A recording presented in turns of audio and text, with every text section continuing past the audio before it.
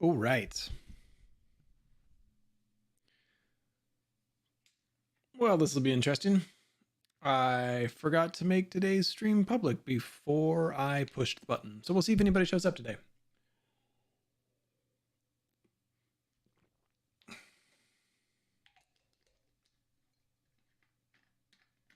I did put down in the corner there, not a sponsored stream, but I know there's a few folks here on the stream that are interested. Make sure we get the word out. Nova UI is on sale for roughly the 2 weeks after this stream. Should go for next 12 days or so. If folks are interested in that, should be a link in the description. If not, just go find it on the asset store. It is my UI tool of choice these days. I think it's fantastic. I think it's really easy to work with. It does take some time, but I think it's well worth looking at, and it's a huge sale. Huge sale.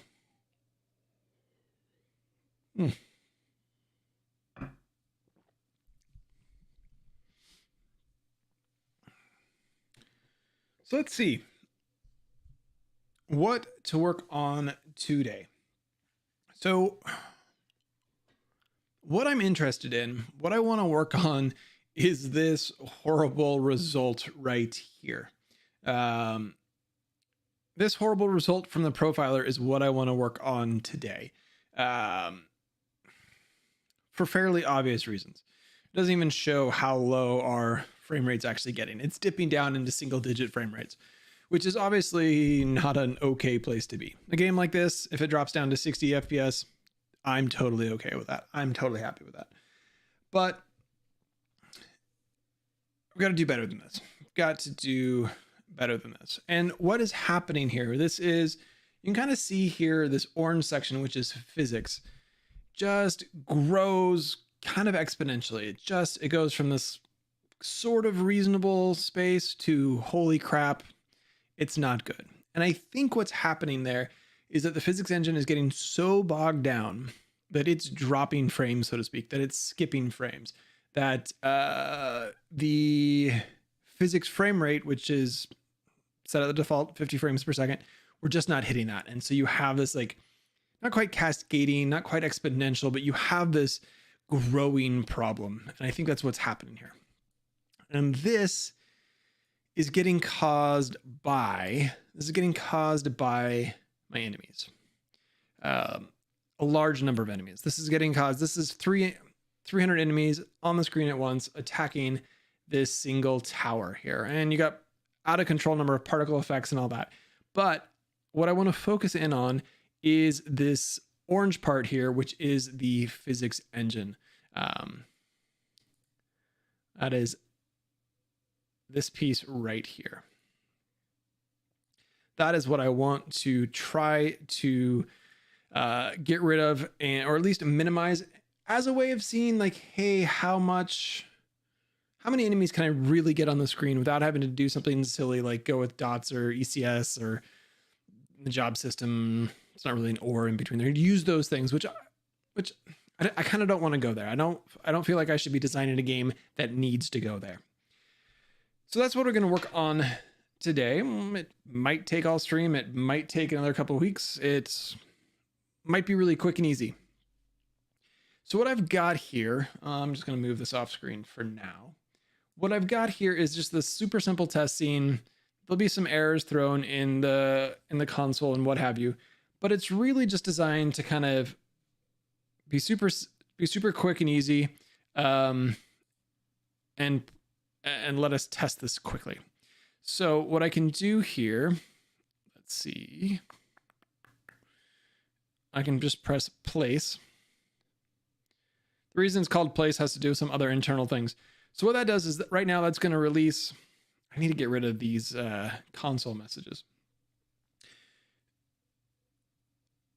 which should probably speed things up a bunch anyways. So that spawns 100 enemies into the scene right then and there. And you can see right here, you can see like my frame rate's really low. I'm not particularly worried about that. Some of that's just about being in the editor, but you can see that orange part, how small that is compared to what it was with the 300 enemies in it. And it's not a third the size of what it was.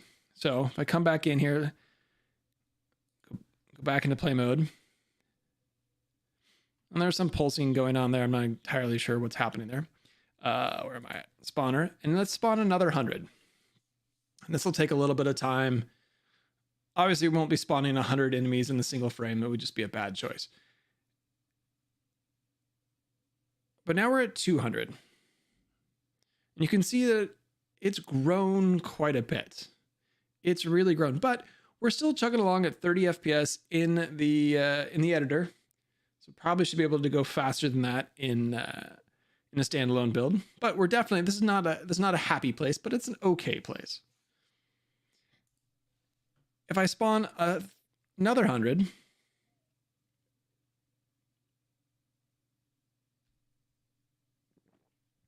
that's where you get your exponential growth. That's when the physics engine just kind of loses its mind. And you can see here our frame rate, we're now dipping down into as low as 2.5 frames per second. So that's what, again, that's what I want to try to work on today. So, I mean, maybe we get these messages to stop showing. That would be one thing to test, but that's not this orange part. That could be something else. This could definitely be causing some low frame rates. So maybe we'll deal with that, and then we'll get onto the physics engine. And what I want to do with the physics is, this is all getting caused, I think, by the projectiles. So each one of these enemies is shooting off a projectile that's got a collider on it or a trigger on it, and it's checking whether it hit something. It's checking whether it hit something constantly. And there's all this stuff going on. And those colliders they should be down on individual layers, so they're not interacting with a ton of things.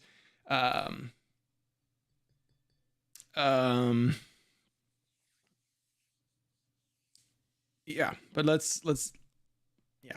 Anyways, that's what we're dealing with. Hey, Adam. Hey, thanks for joining. I did get something done with the soldier.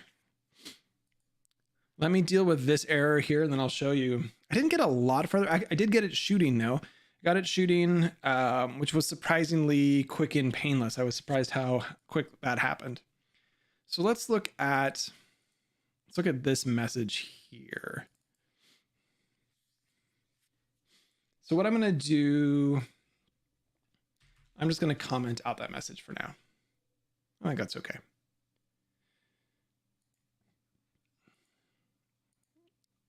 Come on. There we go. Let's see if that makes any difference here.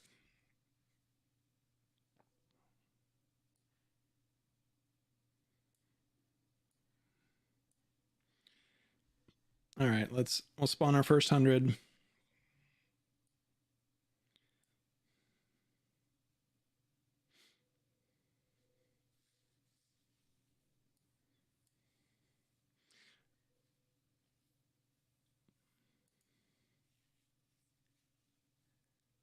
Okay, there's 200. There again, you can see that growth. I want to kind of quantify this a little bit. See if we can see what's going on. So there we go. We've got our time right now. So this is back when we only had 100. Our time was 2 milliseconds. A reasonable amount. I come over here and we're now up to 4.7. So we've more than doubled. Not a lot more than doubled. And here we're up to 10.5. Here we have way more than doubled. So let's let that play through. I think that might actually grow as all those guys get close and start shooting on their own. Okay, so those guys are all in.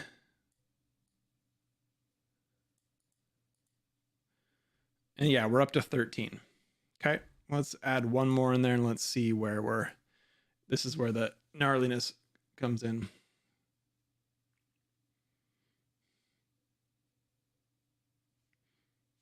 Yeah.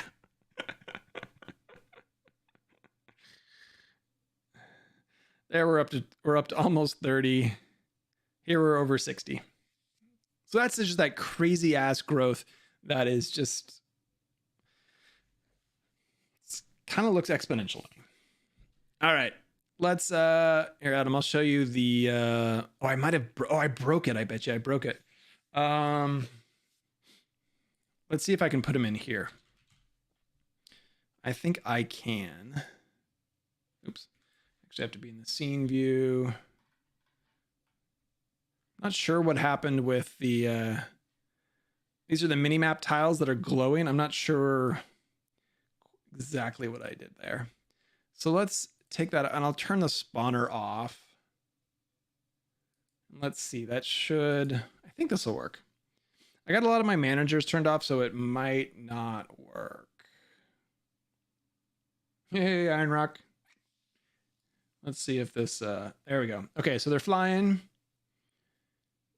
So that was working that way last stream. And then let's grab...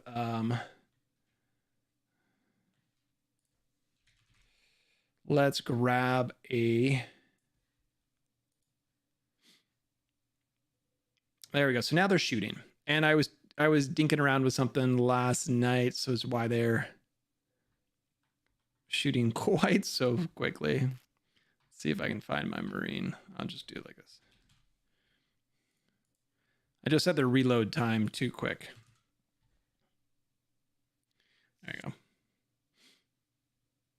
So yeah, they're actually pretty functional. I think there's some other behaviors that I want to add to them. But they're pretty functional units. I don't know what happens if I move them while they're firing. Oh, yep, they... I mean, you know, could be a feature.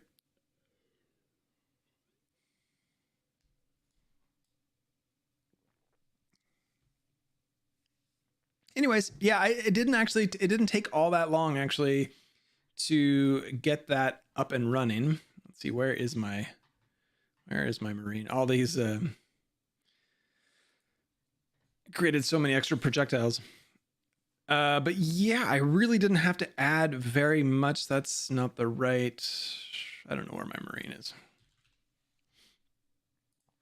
It didn't actually take that much extra effort after last week's stream. I finished creating this Marine behavior, created the Marine stats, and it's off and going. So it's good. It is good. Okay. I'm going to take those guys out for testing purposes. And I'm going to turn my spawner back on.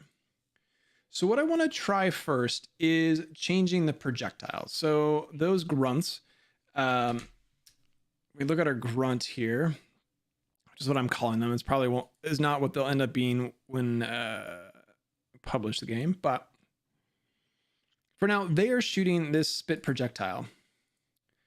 So this is where a lot of almost all the behavior is defined in the scriptable object. This is where we're defining a lot of the properties of it. But we're also, let's see, there should be a prefab here too. Projectiles. So here's our spit projectile. It's mostly a particle system, but there should also be, yeah, there's also this logic here of the projectile. So what I'm kind of curious to play with is the logic here of this projectile.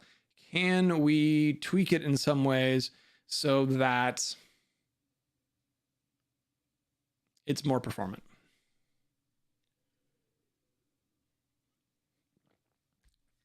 Yeah, Iron Rock, those were the guys that could fly. Sorry, I just saw your question. Probably a little delayed there, but yep, those are the flying guys that I was sharing earlier. So let's take a look at how this projectile is actually working.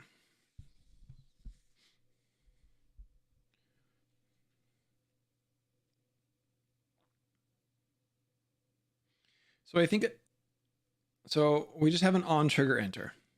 I kind of want to see what happens if I just turn that off. Because one of the things that I'm thinking about here is right now the projectile is flying through the scene and it's hitting something. So it's quasi-realistic in that sense, right? We're not doing any damage until we actually hit something, which is fine. But is that actually necessary? Particularly in this case, those enemies are so close. Do I actually need that to be happening? Or is there a faster, better way to do it? Or especially a better way to do it when all those enemies are stacked on top of each other. So I kind of just want to see, hey, what happens if I just don't trigger that? Let's bring our profiler back in here.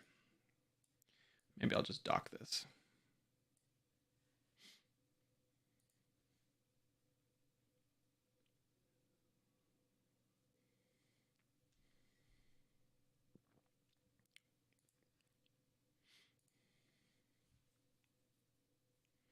So there's 100.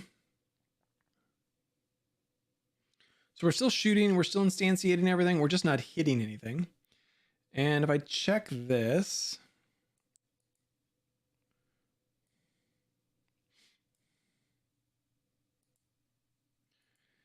so we're basically about the same. That actually hasn't changed any. 2.29. Okay, that was kind of our big offender. Let's see what happens if we add another 100.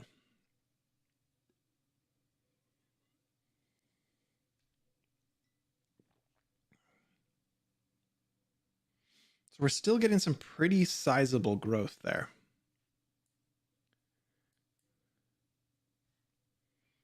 Right?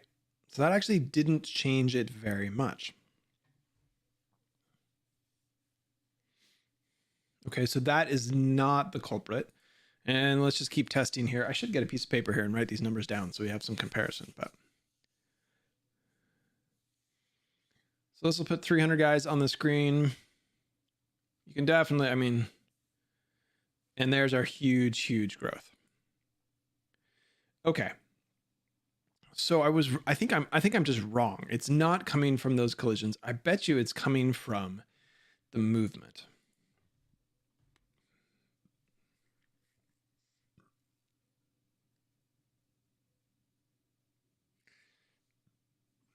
Which is really interesting that let's get rid of all this garbage.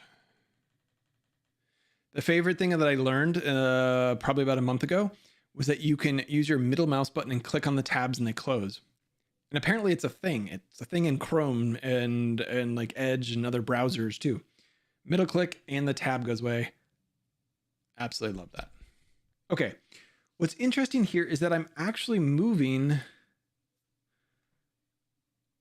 I am moving the transform, which is a curious choice. My rigid body is kinematic.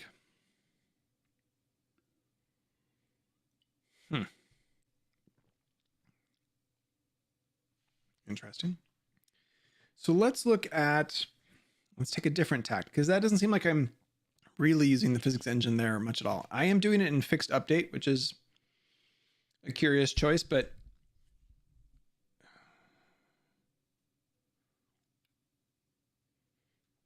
I mean, you don't really need to update the position of a projectile more than 50 times a second. Probably doesn't need to be updated that frequently. So let's see. Let's go look at our grunt.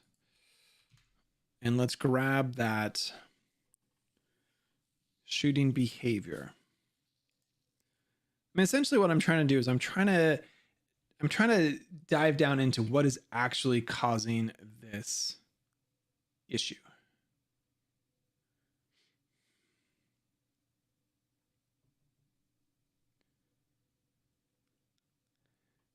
There's not a whole lot here, which is kind of the way I like it. I'm going to comment this out. So this is the part that's actually doing the shooting. Let's see. I've been looking at this problem for I've been thinking about it for at least a week and a half, trying to figure out what's the issue. Is this a limitation on the game design itself? And I was really convinced it had to be the shooting, but maybe I'm just wrong. I'm gonna grab my notebook while this is spawning.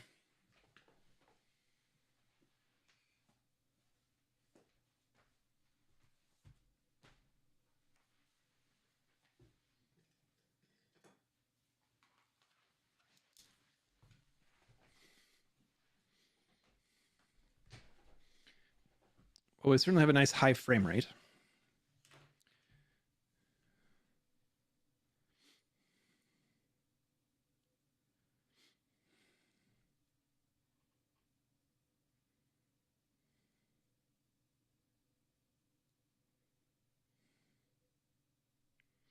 So interesting. So now we're not shooting.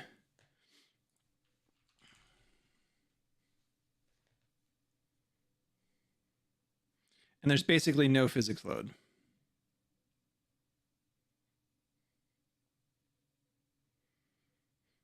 Okay, so let's keep going here. Let's add another 100.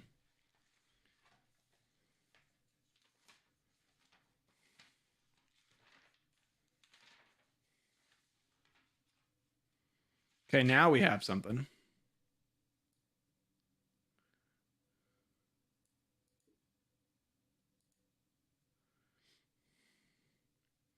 So I want to know where that's coming from. So physics processing.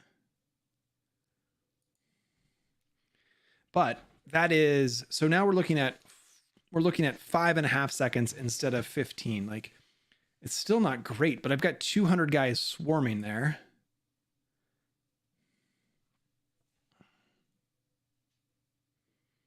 Some garbage collection just happened. So let's add another 300 or another 100.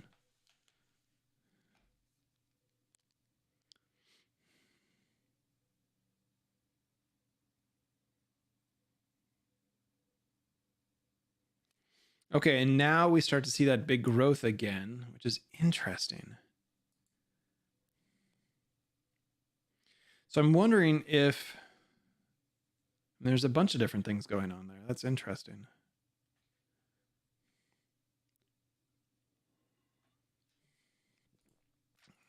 So we're at 22. That's a lot closer to linear growth. That's a lot closer to linear growth than what we had before. And frankly, that's a little absurd what's going on right there. But I mean, that's kind of the vision that I had. We had these swarming creatures. Okay. Interesting. I was, ignorantly hoping that this was going to be kind of like a singular cause, and I think it's going to be a bunch of different things. Okay. It's not too bad. I know that's saying 8 frames per second, but I don't believe that. We're sitting at like 30. And right now, I've got 1,000,000 verts on the screen. Let's try. What I don't have turned on, I'm pretty sure my GPU manager is turned off. GPU instancer. Let's turn that on. And let's see what that looks like this time. So what this should do is that should do fancy stuff on the GPU with our enemies, so we're not having to draw so many. It should drastically reduce our draw calls. Okay. There's 100.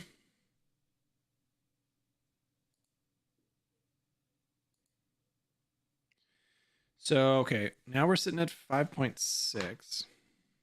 Seems that's high. Maybe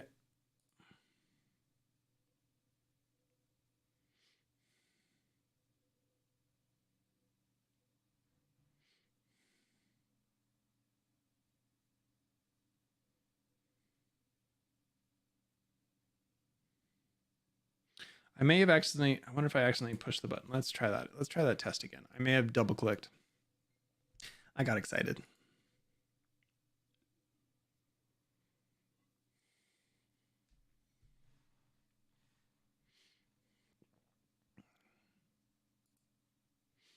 All right, here's 100.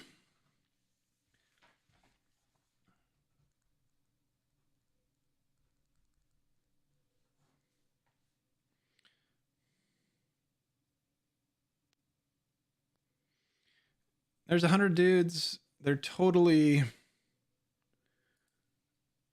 mean, ideally, I'd love to be able to run, as many enemies as I can. So here we're sitting at no shooting, got 100. I'm sitting at like 115 milliseconds. Okay, so let's add in another one. Let's add another bunch.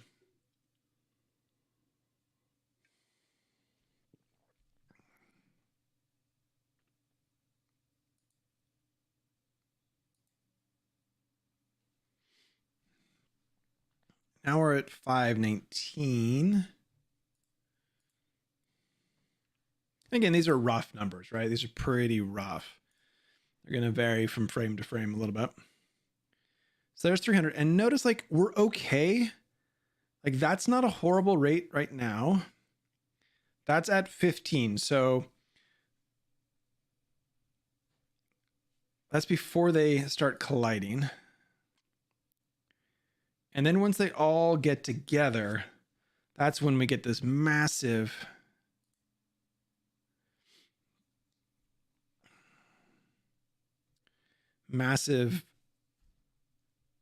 bump here.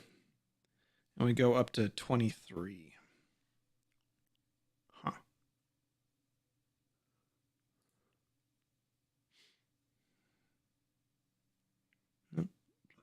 Let me kind of calm down a little bit again. Okay. Because we're not moving. But it's still up at 20. So let's check one thing here. I'm just going to keep running through things and seeing if we can make changes here. So let's look at the physics collision matrix. And we've got enemy units, which really don't need to, they don't need to go through enemy. They don't need to collide with any of that stuff. They do need to collide with player projectile. They need to collide with player unit detection. They don't need to collide with enemy units. Okay, that might help.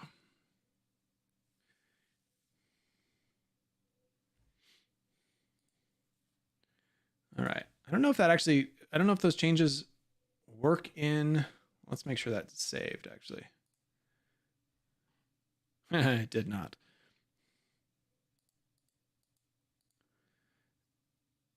They need to collide with player projectile and player unit detection. The rest of these can all get turned off.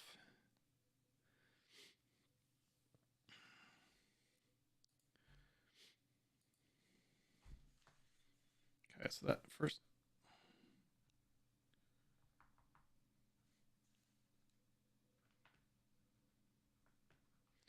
I'm just wondering if all those guys are like running into each other and they're like doing checks for it there. Okay, there's 100.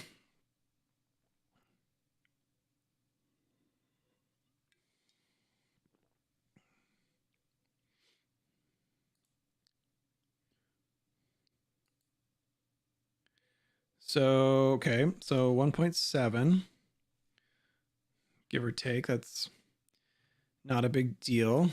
All right, let's add another 100.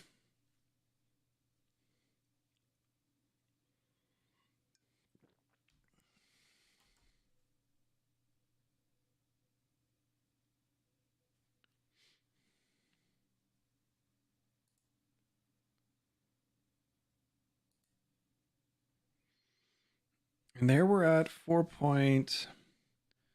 4.7, which is maybe a little bit better, but not huge. There's 4.7. There's 4.7 or 4.6. So maybe that's an improvement. Let's see what happens when we add that extra 100.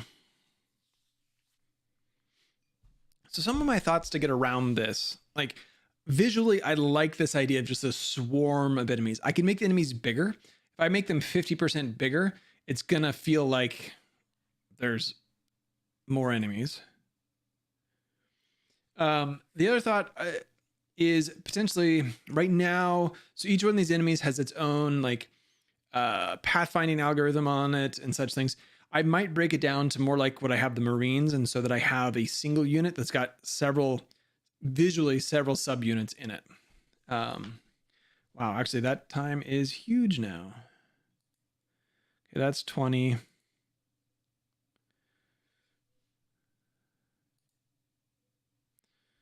So now we're kind of at the same value. So I'm not sure that really bought me very much. I'm not sure that was the issue.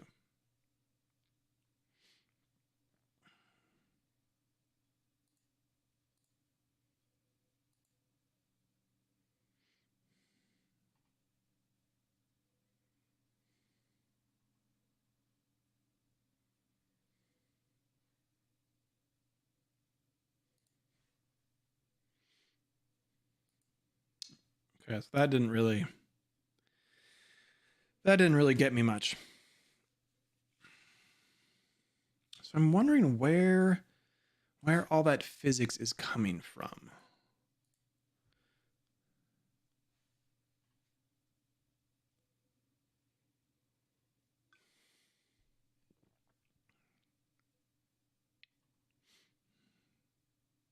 What if I remove this rigid body?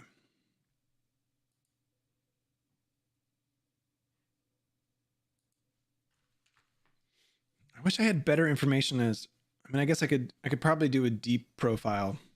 Maybe that'll give me, sometimes that gives too much information or it's too detailed and it's hard to figure out what's actually going on. Okay, that should be 200 here. Well, I want to get my numbers here. I get too excited and I want to push the button a whole bunch of times to spawn a whole bunch of enemies.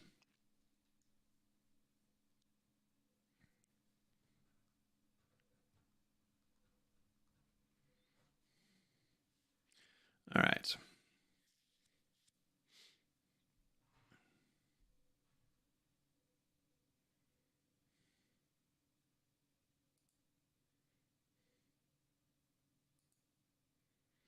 All right, so there we go. There's like 1 second. Again, pretty inconsequential whether that's different from the 1.1 and 1.7 that I got earlier. Pretty hard to know if that's different.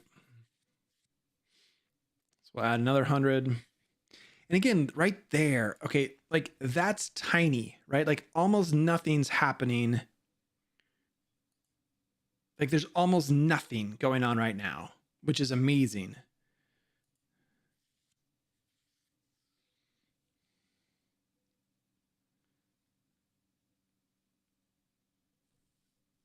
So it is when they start colliding that we get some issues going on. But this is huge. That's 3.6. That is a distinct improvement.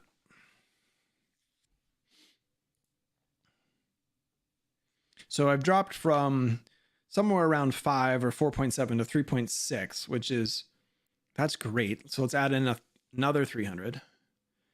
What I'm mostly curious about, right? I'm not terribly concerned about these numbers going up, but it was kind of that exponential growth that goes, yep, there it is.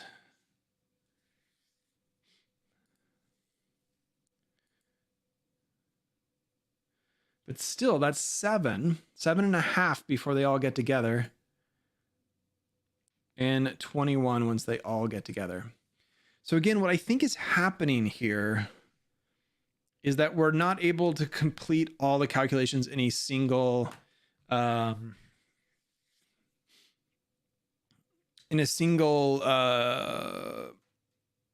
frame, so to speak, or in the fixed delta time. And that's causing problems.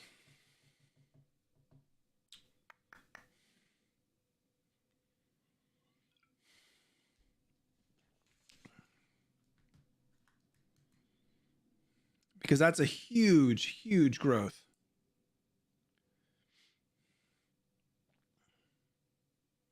All right, let's try one other thing here. One of the things I'm kind of curious about is the size, and I'm not going to remember where this is. So I'm using a star pathfinding project from the asset store. Picked it up years ago. It's pretty high performant. And that's what's moving all these guys around. There's ignore the glow. It's really annoying. If I go to my pathfinding and scan, you can see it'll put down this hexagon grid down here. What I'm curious about, my grunt here. Can I size him up? Radius. That size, I believe, has to do with the pathfinding, not the actual avoidance.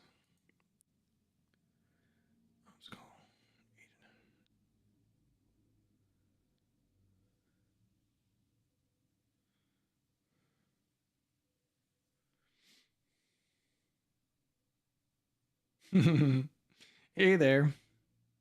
Glad you could make it.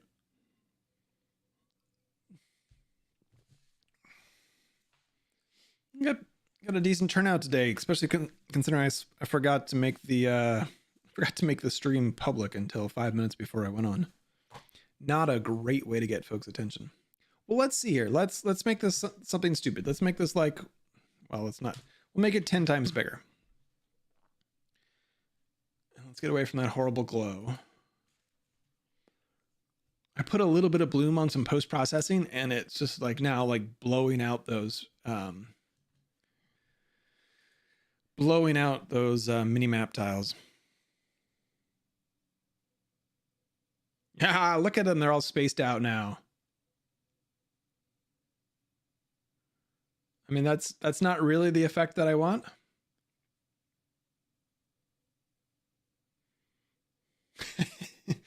Well, that is the number that spaces them out.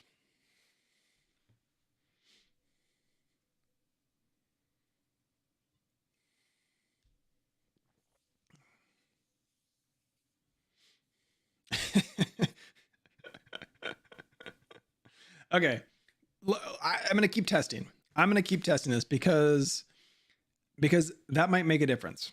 So right now, let's see if I can get on there. Okay, so that's 1.7.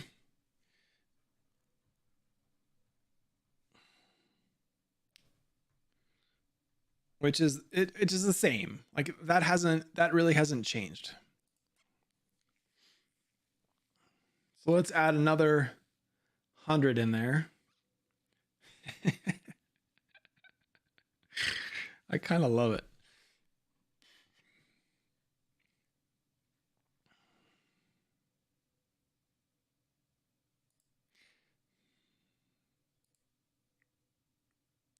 And that's 3.3. Again, that's markedly smaller.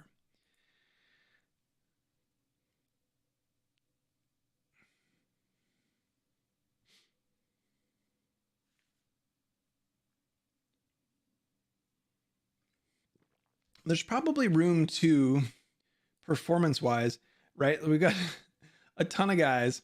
There's probably just some room to do some culling if they're off screen.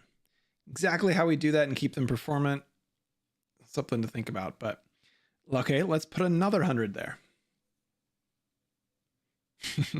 Hey there. Welcome. Thanks for joining. Look at that.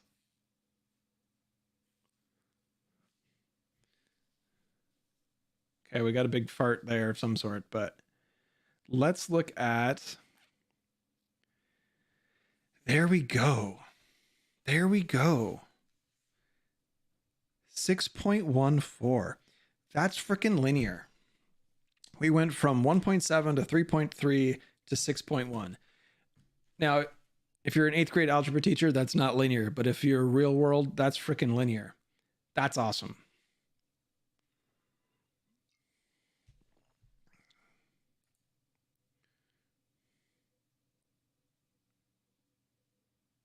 I mean, it looks ridiculous. I mean, it kind of looks cool. But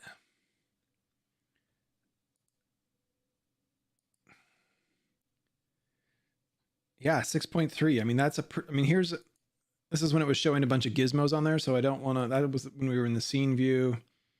6.2. That's awesome. That makes me excited. All right. Well, let's see what happens. Let's see if we can break this. Let's put another 100 on there. All right. Well, that was a pretty big growth, but let's see if I bet it'll smooth itself out as they spread out. Oh. I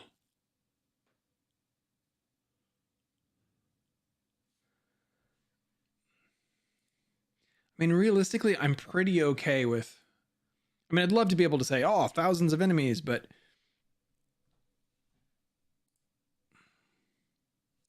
That's 11. Okay, so that's not linear. We've broken out of linear.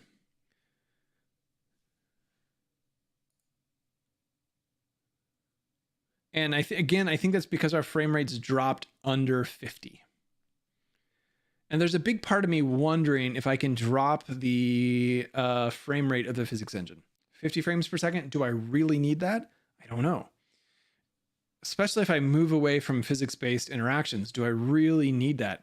30 frames per second might be totally fine. Okay. Well, that's okay. That's actually at 10 now that they've kind of stabilized. All right. Well, let's put 500 on there. That's freaking awesome. Again, this is what I was looking for, right? Like for me, as somebody who's doing this, in the middle, taking a break from their day job to do this kind of thing, like I'm not going to find every little optimization. I'm not going to be able to do it. But if I can nail a big one like this, that's amazing. All right, we'll pick, we won't cherry pick quite that much. We'll cherry pick like that. Okay, so that is 18.3. Okay.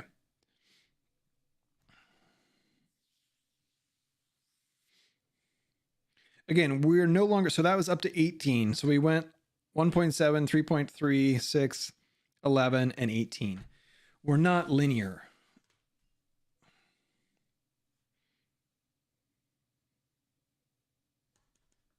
We're not linear, but we're way, way far away from that crazy exponential growth that we had before.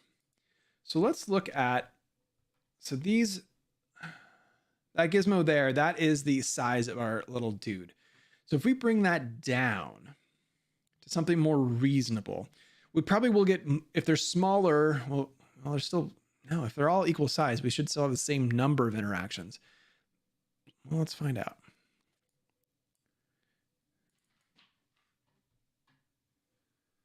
Man, I've got a little tree over here and I really like it. Well, you guys can see it a little bit right there. I really like it. And it did really well for the first 2 months. And now it is just like, it is dropping leaves like crazy. All right, let's turn that annoying shape off. And let's drag this radius down. Oh, interesting, because that was, oh, interesting.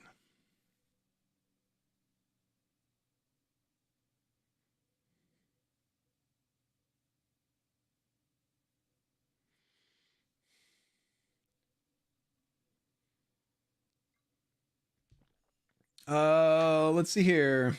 A big fan, thank you. Looks like it's doing better because they're hitting less collision points. Maybe. I mean, I don't know. I don't know exactly what's going on. I mean, it's circular, so if the circle or the spheres are the same size, you should be hitting the same number of things. But what I'm looking at here is maybe this outer unit detection.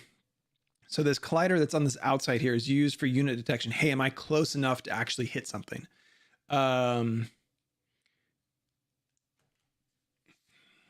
Which I suspect is, there's ways around that maybe, but we're going to stick with that for now. So maybe we just had a coincidence that I picked a number and so we're not overlapping very much on that collider. But that collider, this trigger, I should say, this trigger only interacts with player units. That's it. It can't interact with other things. So I'm suspicious that there's something here in the navigation, like that. And these are sphere colliders. What would be a simpler collider than a sphere collider? If you know, I mean, I'm legitimately asking. If I would, from what little I know about the math, I would assume sphere collider would be the simplest. But if there's a simpler collider, I would love to know that. But let's see. Okay, so now we're sized down. We're half the size that we were before. Let's go 0.2. We'll go like that.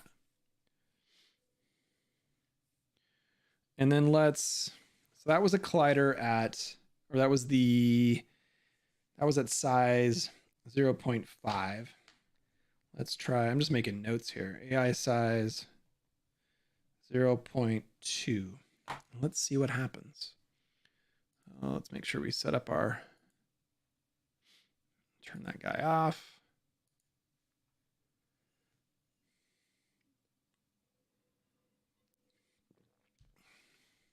Also, not a sponsored stream in any way, shape, or form, but I know there's a few folks here who've been watching me use Nova. If you haven't heard, it is on sale. Got a link in the description down below. It's on sale for about the next 10 or 12 days. And it is a massive, massive sale.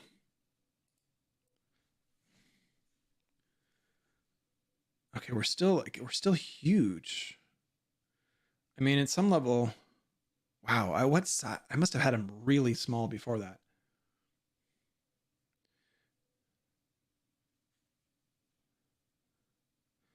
But anyways, yeah, Nova's on sale. If you've seen it, I think it's amazing. It is now my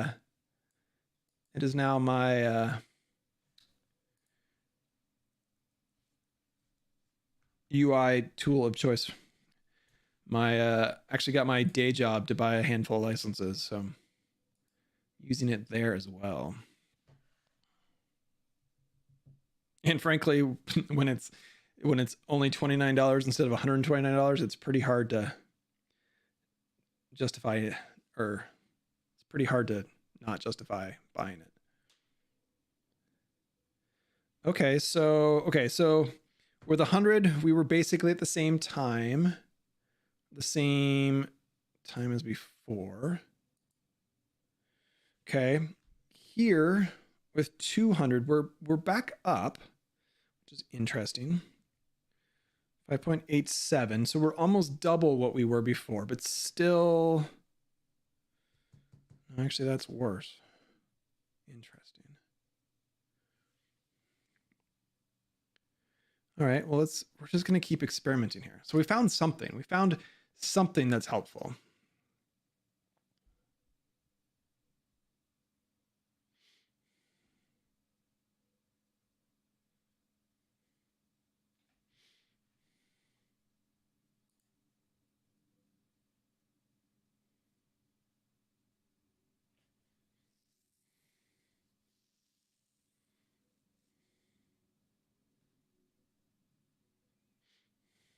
All right, so now we've got, this is 300, and we're, interesting.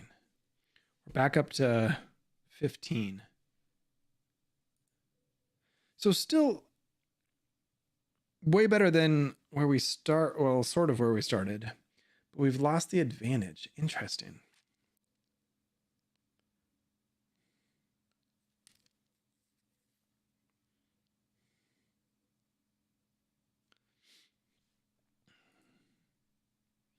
All right, well, let's try a few other changes here. Let's just, again, I'm just testing. If I can figure out what's causing the issue, then I can design around it. So what I want to do, let's go back here to our scene view. So right now, our AI shape is the same size as that internal collider. So let's make it a little bit bigger.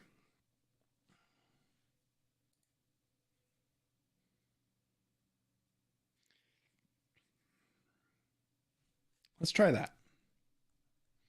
I kind of don't think that's the issue. But again, I don't know what the issue is.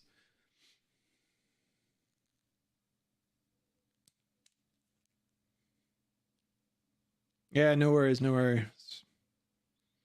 No worries on the sphere collider. I think it is the best. Oops. I added 200 by accident.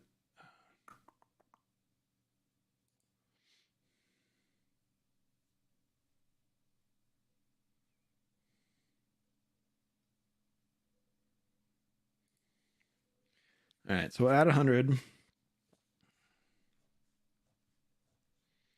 I'm just kind of interested too, like how, because I can scale up the enemy itself. I mean, these small little cannon fodder type enemies work, but I can physically scale up, or I can scale up the mesh too and fill in some of that space. So if there is a certain size that makes sense. All right, so we're at 1.8. Kind of the same place we've been. I do want to check. I want to make sure I'm not making some. Okay. So yeah, that is the unit detection. That's big. So it's definitely, that was not the issue. Okay. So it wasn't, so what I was thinking there is the first time I made the AI size bigger, I happened to make it about the same size as what that unit detection starts as, but it does increase. Okay. I mean, 100, that's running great. This is 100 FPS in the editor. I was playtesting on the full scene last night, and it was easily sitting at 180, 190 frames per second, which I'm perfectly happy with.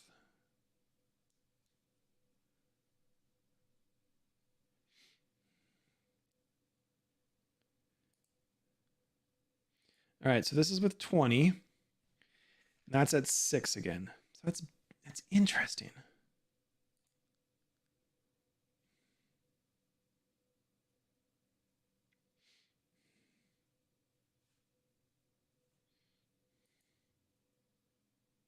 So we're back up to 6. We're almost kind of worse off than we were. Okay, I'm going to make one change. I'm a little worried about the units being off the navigation. So I'm going to change that. So this should generate a, it's going to generate a huge mesh, but let's see.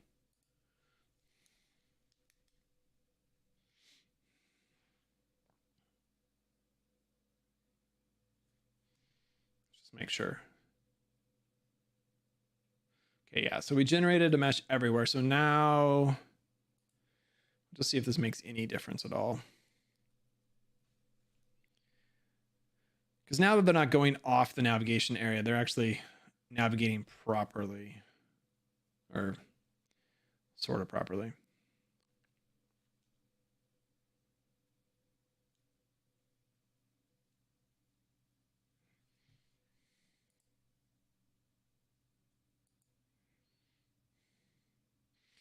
Okay, so that's like 2.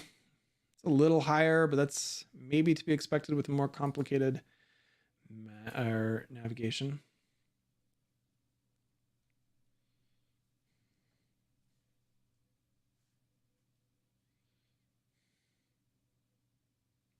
I mean, I definitely like the spread out. Like they're not all just piled on top of each other, which I like much better for a lot of reasons. So that's at 5.6, more or less the same. I'll add it a 300. So again, just for reference, when I started this stream an hour ago, 300 units was crashing the frame rate.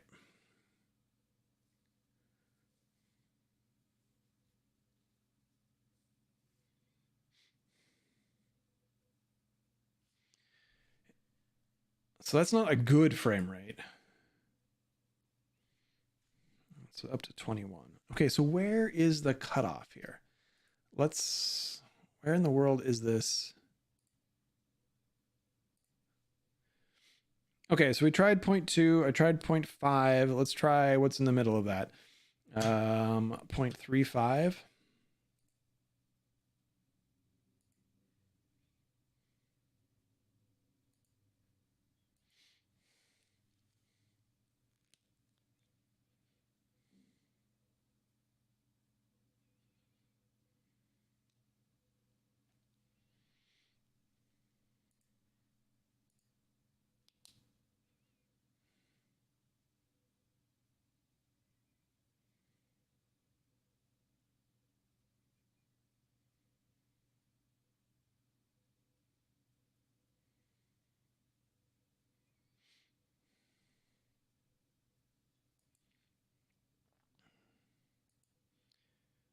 All right, so this is the same as always is. It's like 1.7, give or take a little bit. Let's add another 100.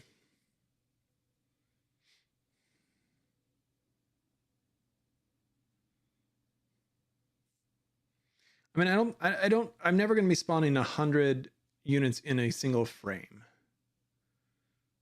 So I think a little bit of this visual silliness is not going to be an issue.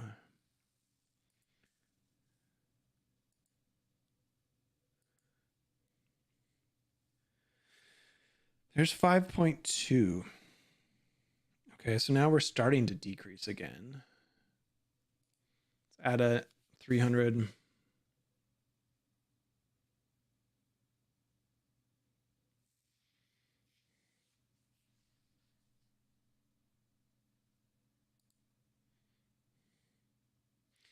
All right, that's 8.8. That's huge. So there we've got pretty awesome gains right there. So somewhere, this is 0.35. So somewhere between 3.5 and 0.2, we kind of hit this sweet spot where we start to see real gains. Okay.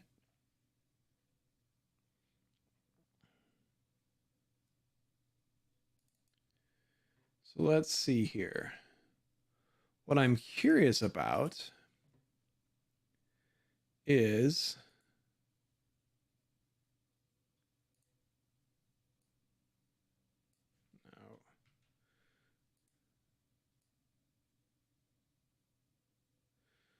oh, what are you doing?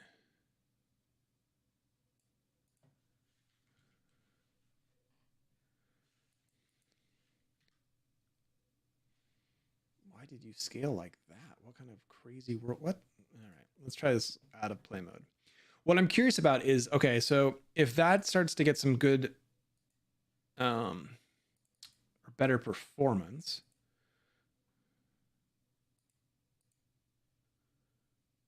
let's make this bigger. Okay, that's really much too big.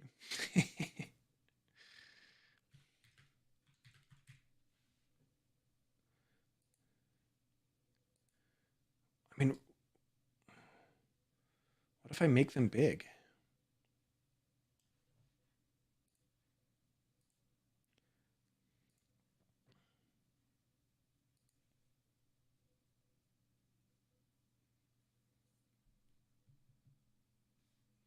Yeah, I mean, I really am. I'm not going for they are billions per se, but I do want a large number of enemies. I mean, 200 enemies is probably sufficient. But I've also disabled a whole bunch of things at this point, so I want to make sure that I want to make it work. Yeah, that's just too big.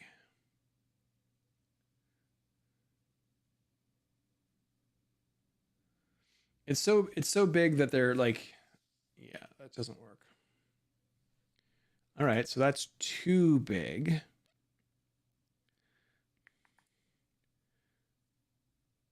Wait, I didn't, what?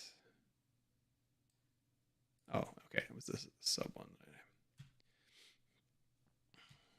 Let's try that. Okay, so 50% smaller.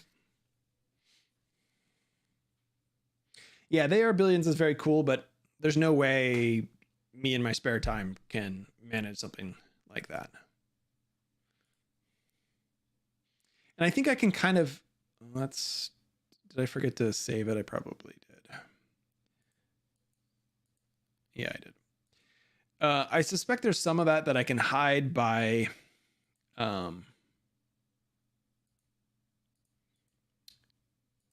having waves, by creating a creative mechanism where as these guys die, if you make them really weak, you can spawn these guys over and over again. Maybe giving the feeling of there being more enemies on the screen than there actually is.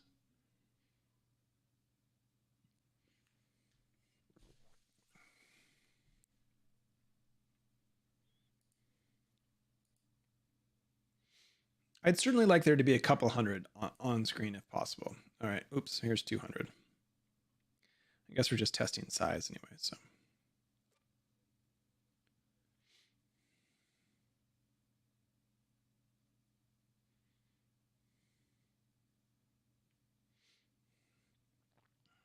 still think that's too big.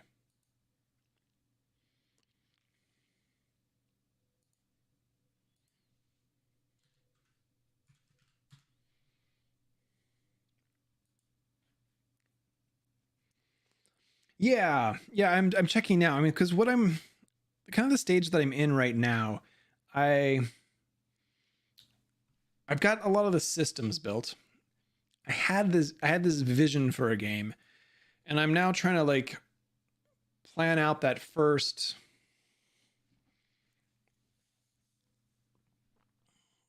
I mean, that does look like a lot of enemies. If I saw that coming, that's not a small number of enemies.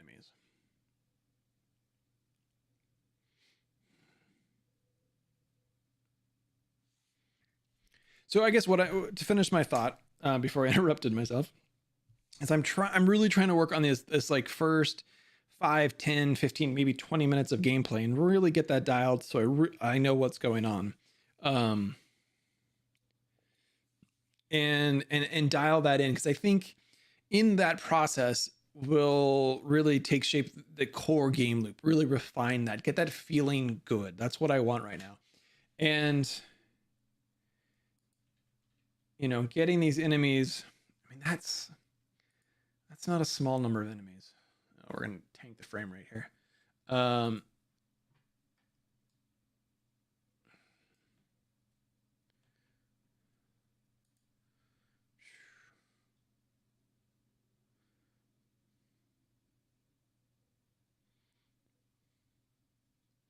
right. Okay, let's keep this fine tuning. Well, I do feel like that AI size is too big. Like they're too spread out. So let's back it off. We tried 0.2, we tried 0.35. Let's go right in the middle here and see if that will work. Okay.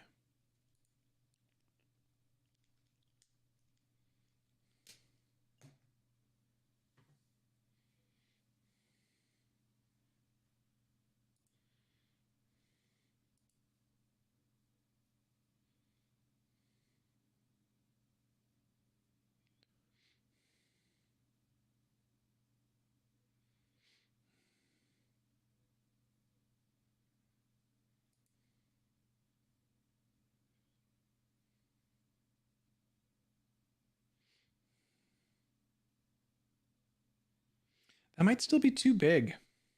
I think the size of the critters is okay. It might still be too spaced apart. I did start with this. I think it was set at like the radius was like 0.05. So let's go all the way back down to 0.2. Let's even try like 1.5 and see. Because that tight, I mean, I think it's a matter of finding a balance between them being like spread out and like looking big versus like looking dense. I think there's a sweet spot in there. So we'll do this and then we'll put I really thought I was going to spend this stream working on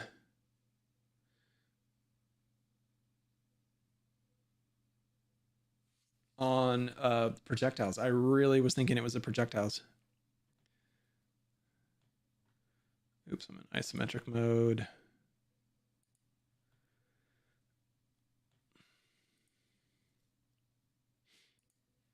Turn off the post-processing.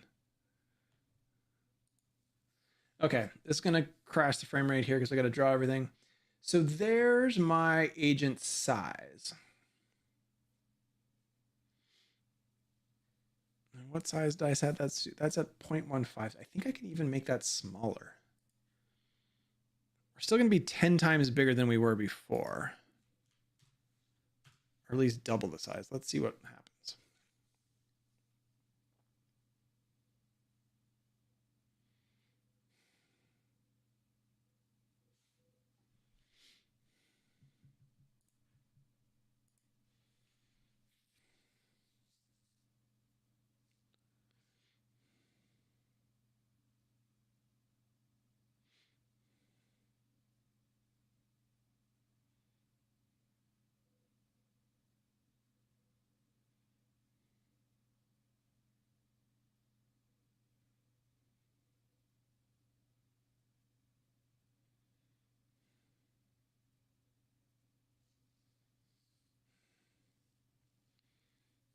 mean, still, it's. Did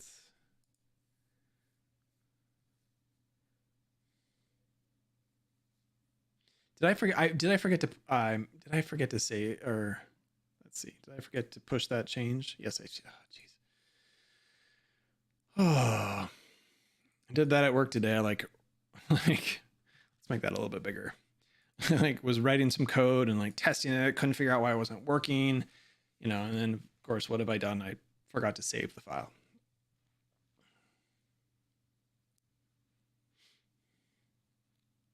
Okay, now we'll actually shrink the agent size.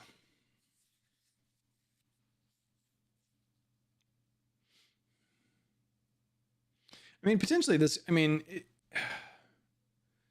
yeah. Okay, that to me looks decent. I like kind of the swarmy behavior. So let's get some numbers on this. Let's go check and see where we're kind of hitting our. So here our physics rate is at 1.7, 1.8, which it always is. And this is at, what size do they make these? 0.15. Okay. So let's add some more.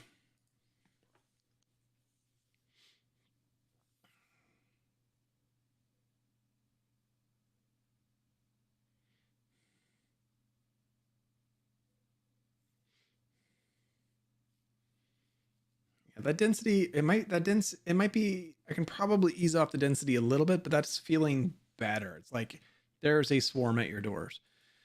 Okay.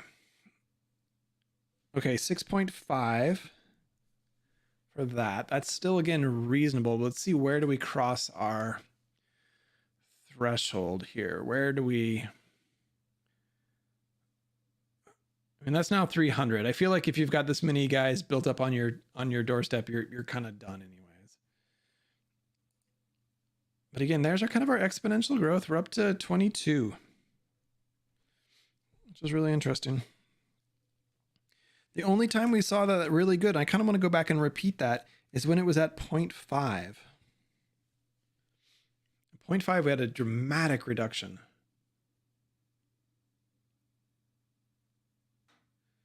But to me, that's the right density. I could probably push it up a little bit. Okay, let's go back just for the sake of testing and reproducibility. I'm going to make that back up to 0.5. Make sure we apply that change. And I want to see if...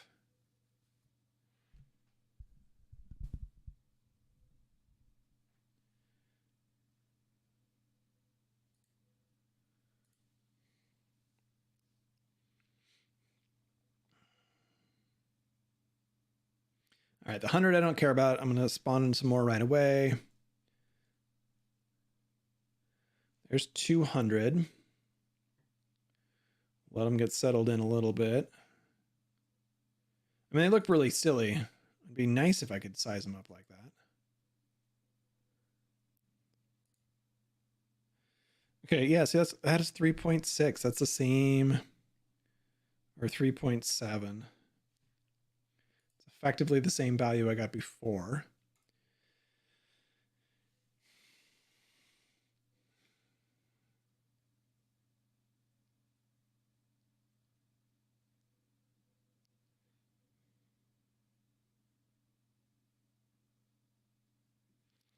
And there is... Yeah, that's okay. That's 300. Let's check this one. Yeah, that's 9. I mean, that's a little bit higher than what I got before. 9, we'll call it 9.3. That's still just that's less than half of what it was when the size was smaller.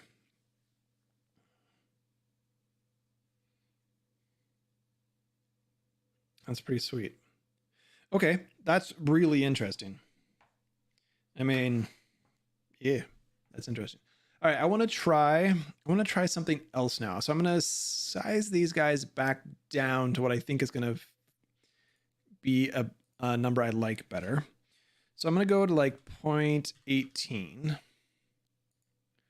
apply that value. So that we should be getting the same kind of numbers that we were before. There's something magical happening about that 0.5. And I'm curious if it has to do with, let's change this so we don't have to look at these things. Mini map icon.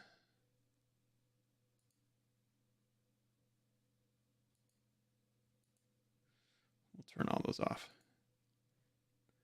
That's not what I wanted to do. No, I just want the mini map icon. Map icon. All right, we'll just turn these off.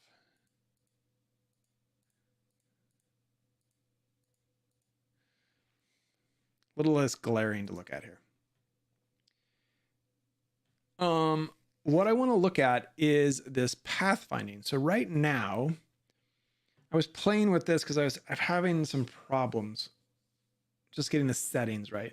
You can see that each hexagon has a whole bunch of little cells in it, which I think, depending on your settings, can be good so they can kind of wander around a little bit. But it's definitely going to take should take more work to find the path because you have more cells.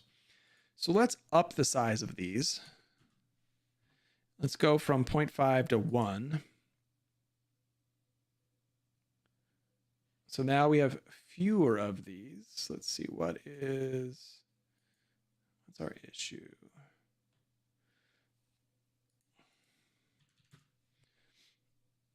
I don't want holes in it. I'm going to change the climb. You can let me do that? Not so much. Okay.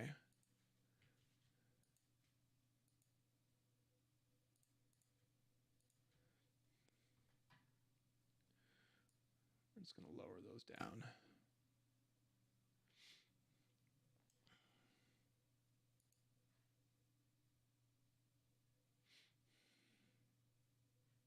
So I think if I do height, I just turn off height testing. That should fix it. Okay. So now we have half as many polygon or half as many tiles. So I want to see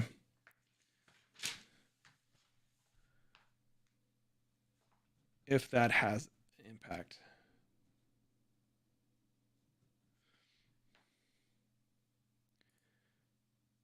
Because again, my thinking on that is that we have these circular agents, we have these spherical colliders, and so the size of those shouldn't impact how many things you're touching, other than that one big collider. But that's supposed to be, that should only be interacting with player units like this tower.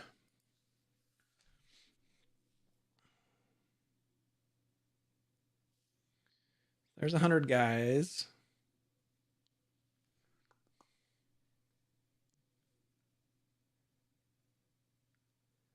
Okay, density looks pretty okay.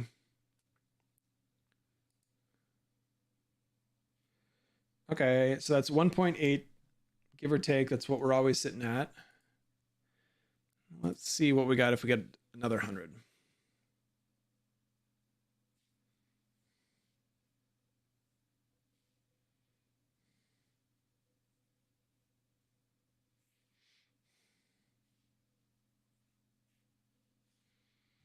Okay. So that's 7. So that didn't change anything at all. 7 is basically, that's even maybe higher than what we've been seeing. Yeah, that's what I'm trying here. The grid, I mean, I certainly have the grid size bigger than it needs to be, but this is the actual number of grids, or the number of tiles is bigger than it needs to be. Yeah, and that's 22.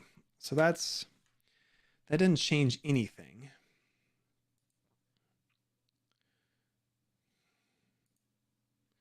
Let's make it bigger, like 2.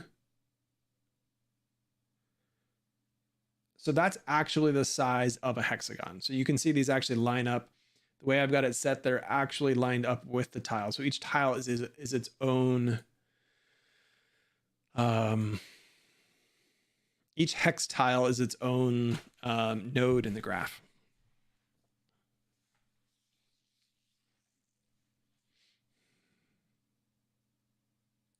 Yeah, we're making some headway, but I'd love to know why that number is having such a big impact. And it seems like it's got to be like you're saying, it's got to be a correlation between something. Because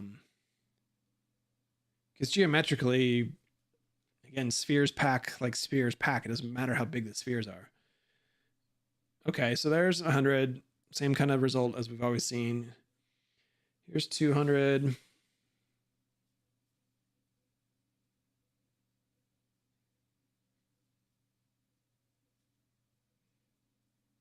Again, realistically, that's probably enough enemies on the screen.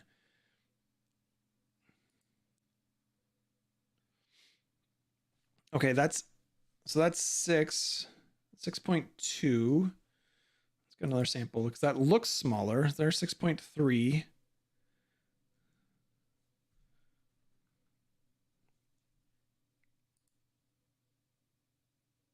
Okay, 6.2. Okay, so that's pretty consistent. Let's play. And here's where it always blows up. It always blows up here on the 300.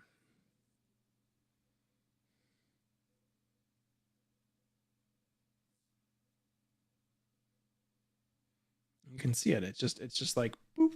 It's big.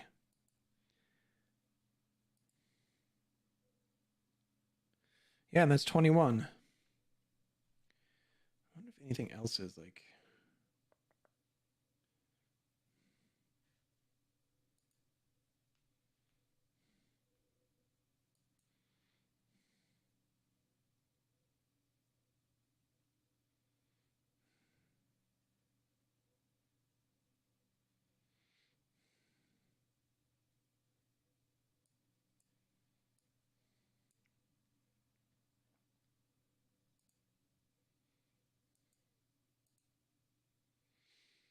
Physics used memory. I mean, we're definitely climbing.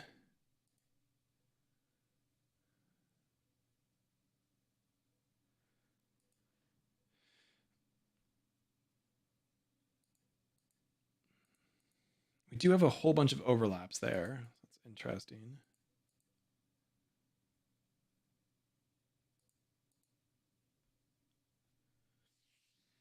Yeah, we got 399 active kinematic bodies.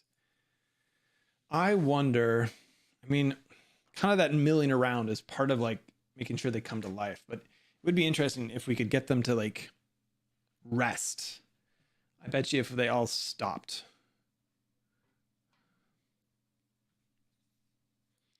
Let's try that.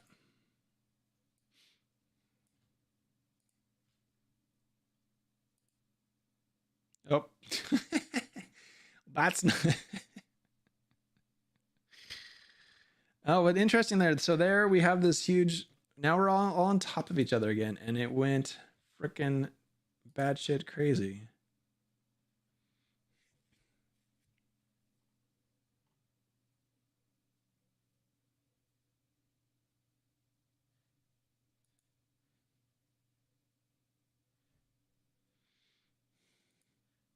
But interestingly, the number of active kinematic bodies dropped. Huh. I don't know. I don't know. I don't know what's going on. Yeah, I mean,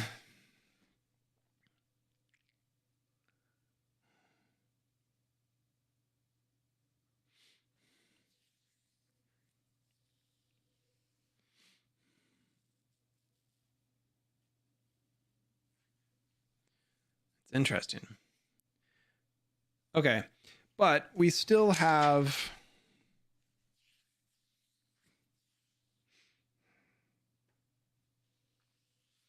So I haven't really made any gains. We found one way to make some gains, but we really haven't found gains here.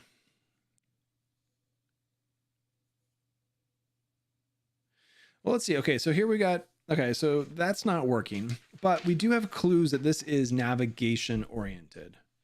It's coming through the physics engine. So let's play with some things here.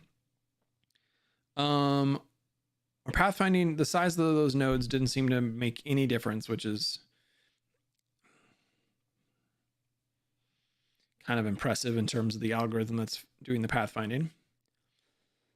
Let's look at, these are the max neighbors. So this says the max number of other agents to take into account. A smaller value can reduce CPU load. Higher value can lead to better local avoidance. Well, I'm not so worried about better local avoidance. So let's cut that in half. Because it seems to be something about these guys stacking on top of each other.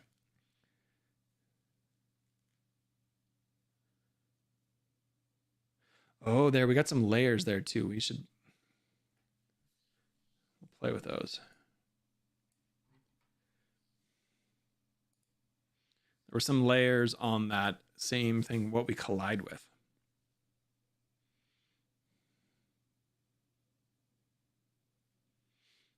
Okay, there's 100. I'm not going to get the numbers for that. It's always the same. Here's 200. Kind of looks the same as it always has, but let's find out.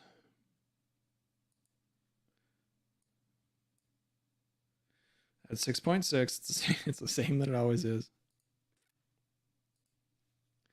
Let's add our 300 and see. 300 is where it breaks down. And it does look like it's doing that again. There were some big stutters there.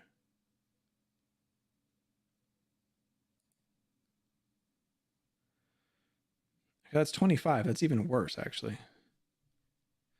If I come back here,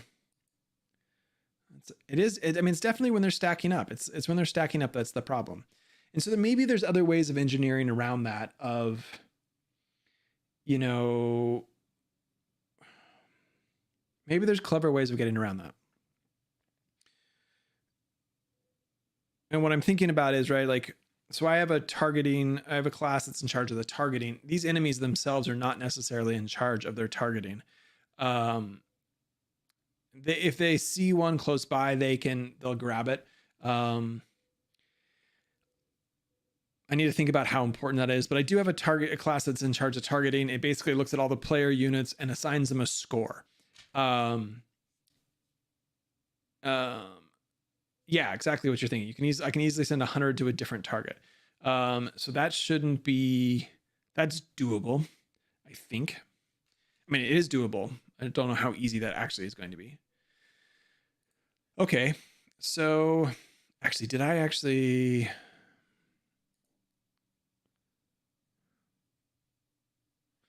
Okay, I did...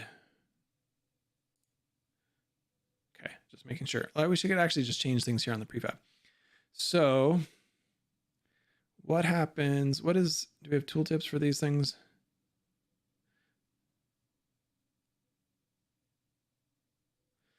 All right, let's change our collision. Oh,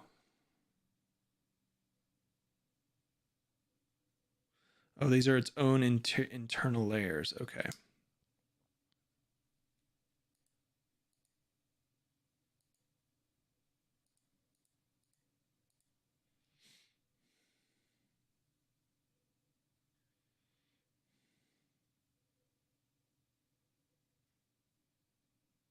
Okay, I'm trying to do these things one at a time.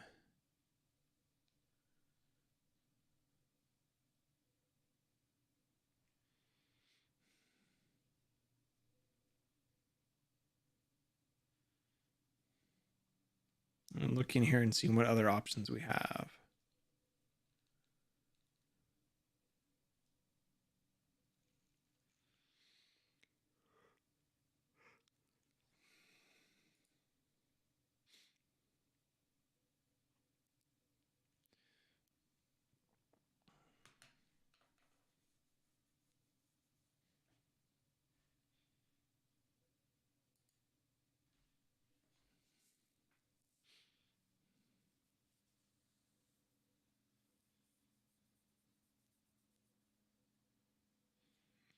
All right, let's keep looking here. There's 100. I don't care. We're going to spawn 200 here because that's where the numbers start to get interesting.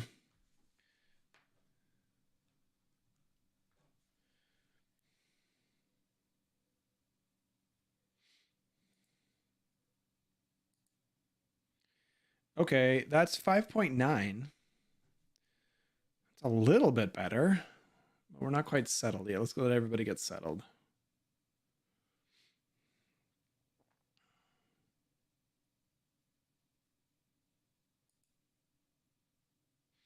$6.2. Okay, so we're essentially at the same. We're at the same spot.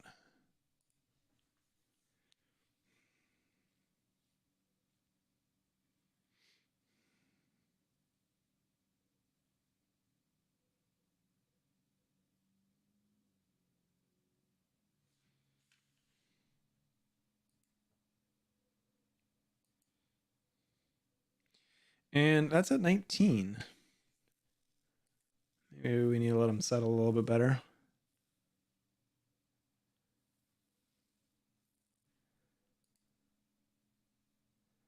$19, kind of depends where I pick. 19 to 21. Okay, so that maybe did something. Seems a little unlikely. Let's try. I got this priority. What happens if we put it to 0?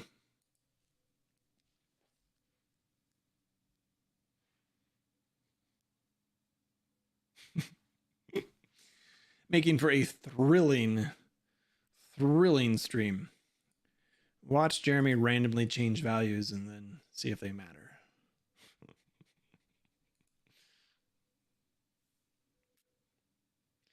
And there's 200.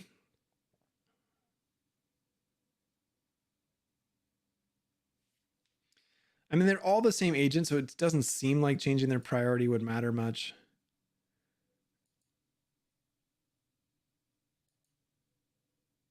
Yeah, that's pretty much the same. So let's try the big one.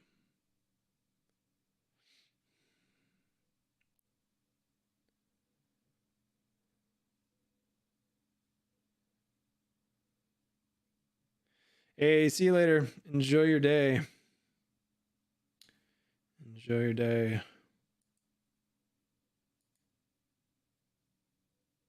Yeah, okay, same numbers. So not so exciting. I'm going to set that back because that's kind of the default value. So if I end up with other types of enemies, we can do it. Okay, let's try. I want to try this lock when not moving. Let's see if that.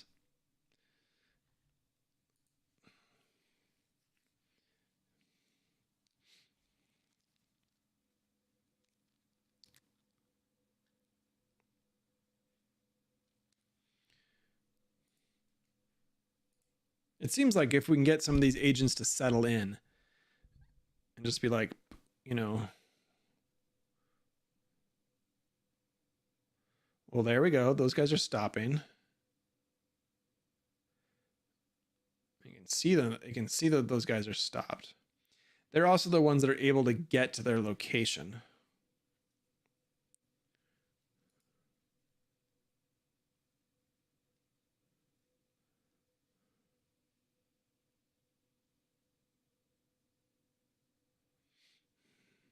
Oh, there you go. All those guys there are now locked. So this is 200. We're sitting at 6 seconds. Maybe there's 6.9. I didn't do anything. Huh. It's really curious to me. What is the.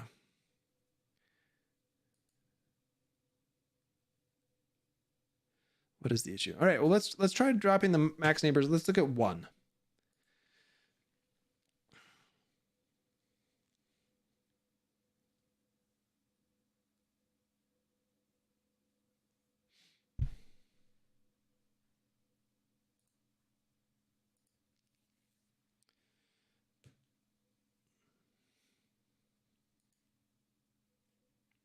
I mean, well, I feel like I haven't necessarily made a ton of progress. So this will be 200 enemies here. I feel like at least kind of know what the cause is.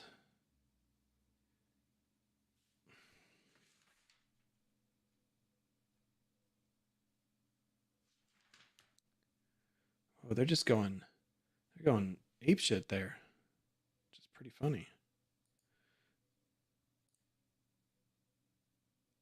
It's even worse actually because they're all like on top of each other. Maybe it's about the same. Still 6. That's 8 there. Huh. Let's add some more. I mean, you definitely got a little bit more of a mob mentality, or you got a lot more emotion going on there, that's for sure.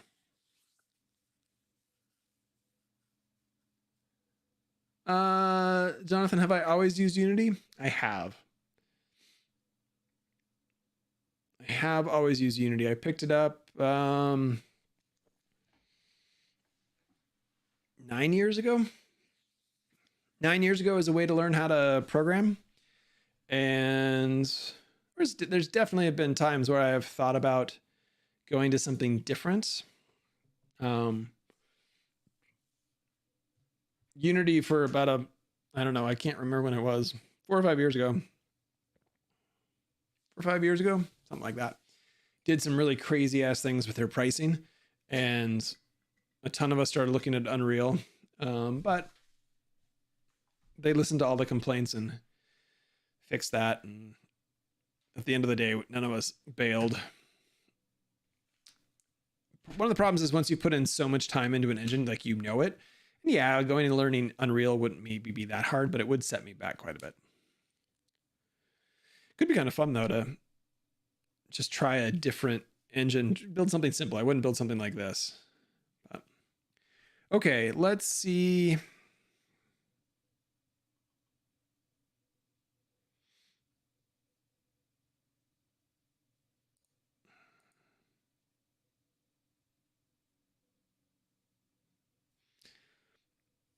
What happens if okay, so this is the end reached distance. So this is basically like how far away from the actual goal do I need to be before I'm happy? So it's right now it's 1. Let's make it 5.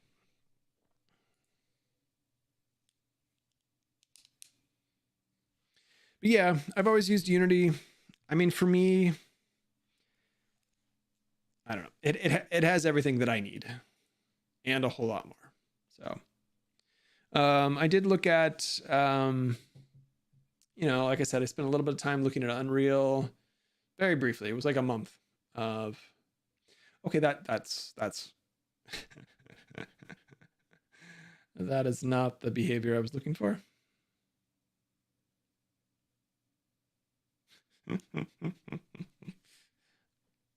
Interesting. Not quite what I was thinking, but we can keep them away from the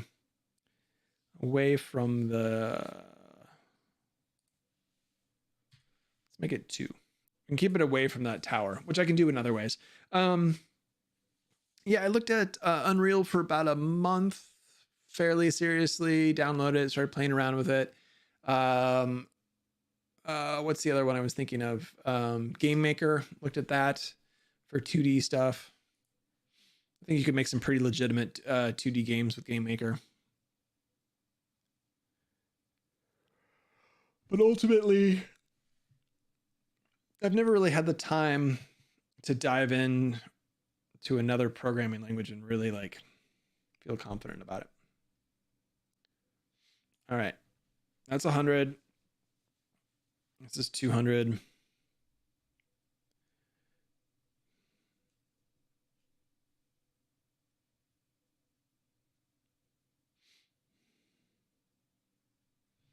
So it seems like one way to do this is to make sure maybe the next level of testing is like we were talking about, to make sure that that we send enemies to different places. Yep. Okay. So there's 6.5. We're at the same times that we always get.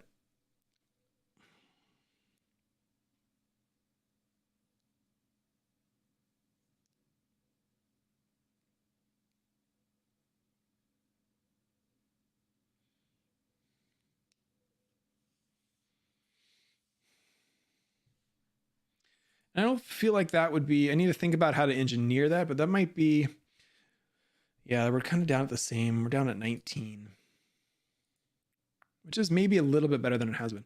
I need to think about how to do that so that we don't send too many enemies to any one particular target.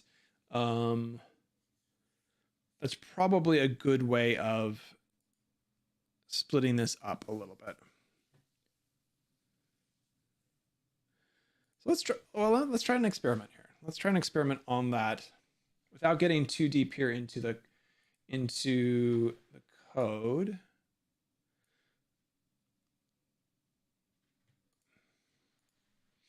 Let's just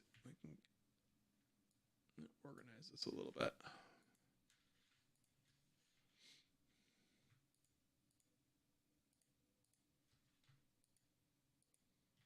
All right, we're going to take these guys and I am going to, we're going to duplicate these.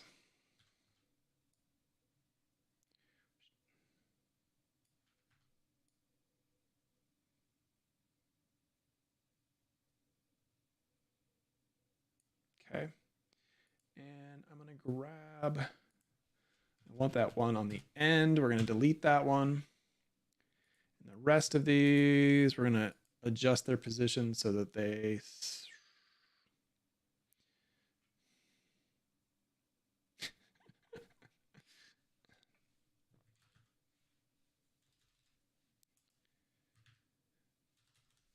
there we go.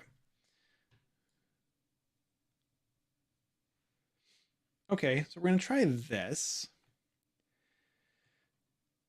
I guess what I'm thinking here is like, can I honestly don't remember how my targeting scripts work. Can I duplicate and stick another tower down here? Maybe we'll stick that right on the in between there. And let's see. Let's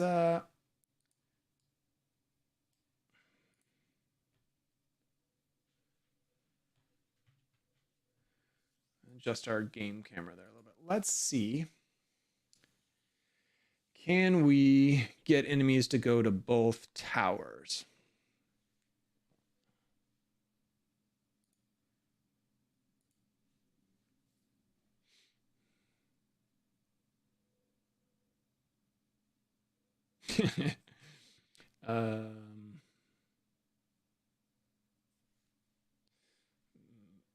Well, I guess I can probably manually move it, which is a little absurd.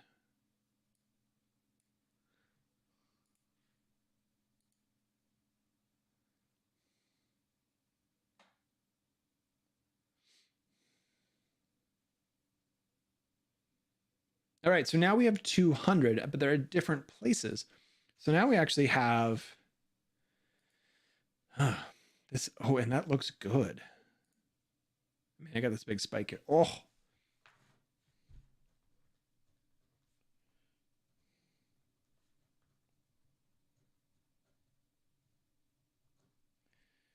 $100 per target. Now we're at 200. And I'm sitting at 3.5. That's great.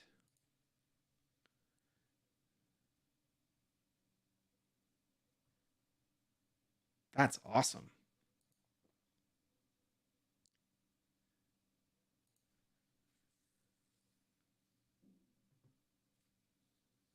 Okay, well let's just like let's keep this going. Let's see where do we actually max out. So I'm gonna duplicate my spawners instead of doing what I was janky thing I was doing before. We're gonna put another spawner over here, and then I'm gonna just go like duplicate.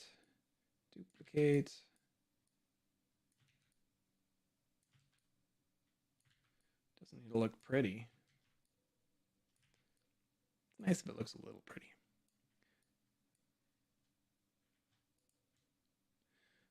Adjust those positions, snap those in place. We're going to get another spawner, and we're going to put our spawner there. Last thing, we're going to grab a tower. and stick it right there.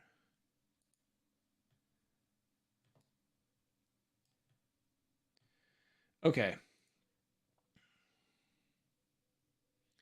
Let's grab our spawners and put them together.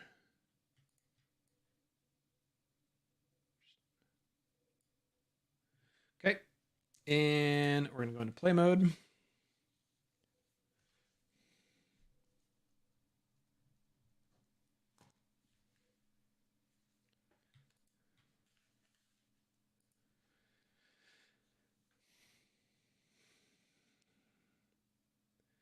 So we now have 300.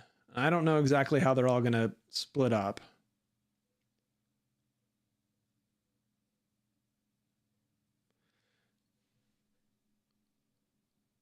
They're all kind of settled in now.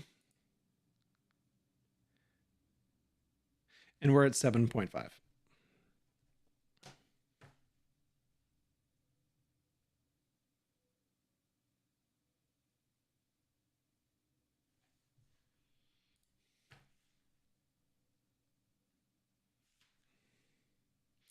It's still not linear. But that's not bad. Okay, let's try. We're going to add 200 more. And we pooped ourselves. Oh yeah, we pooped ourselves. We pooped ourselves good there.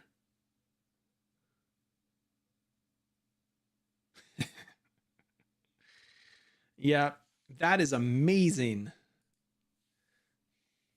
Well, we're up to 87. So that's but okay, well I want to I honestly I just want to kind of keep going here. So that is, I mean, obviously we're gonna hit a limit here at some point of what it makes sense. But I'm really encouraged. So let's, these don't even need to, I don't know why I'm connecting these. They don't need to be connected. Okay. Tower.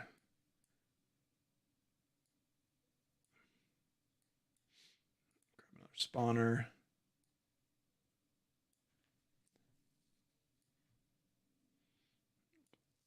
I'm putting my spawners together just so that I can click on them all at once. Oh, and let's adjust our camera view.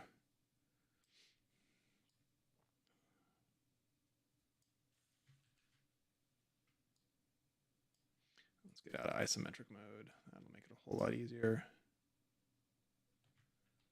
Okay. Okay. So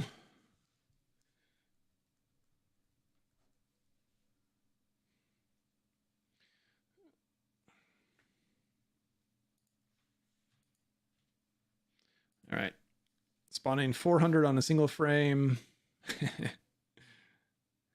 I mean, I think part of it is too, like they're interacting when because their spawners are so close together.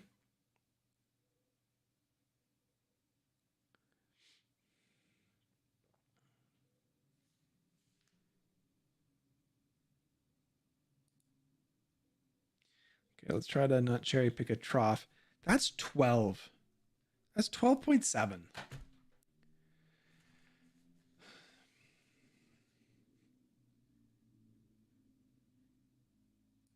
I mean, the next big thing here is this behavior update script, which is, that's the AI is hitting that pretty hard. There's probably very little I can do about that. The next one's also AI. That one, there's some garbage collection going on. It's string to console. Why am I? Oh, I don't need to be. Wow.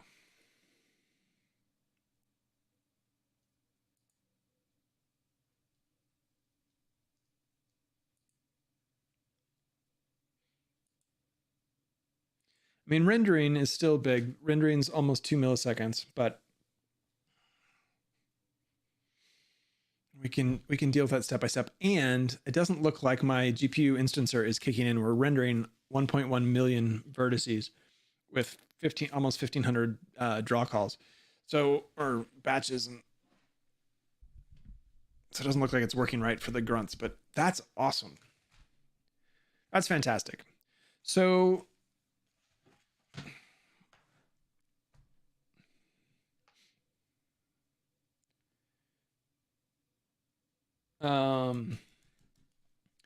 so I think the thing, and this might have to be for next week's stream, is I need to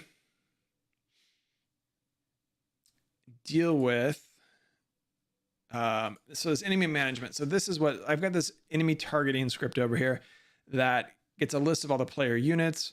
And then you can see here, I'm not sure how well it'll come across on the stream.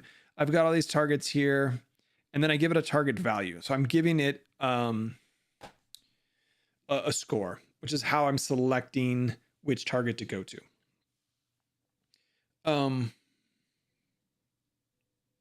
And I think I have that showing up in the inspector just to be able to, I think I was just debugging it when I created that.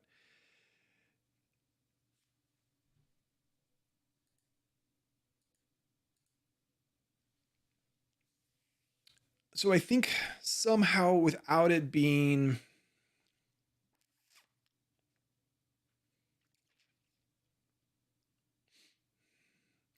I mean, maybe the way to do that is to have a player unit itself. I could put a variable.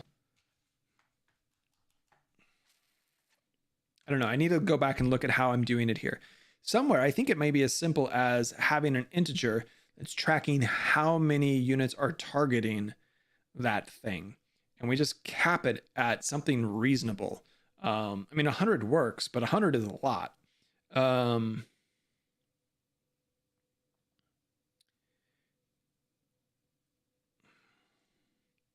I don't think this is a magic bullet. I don't think this is a magic bullet, because still what happens at some level is our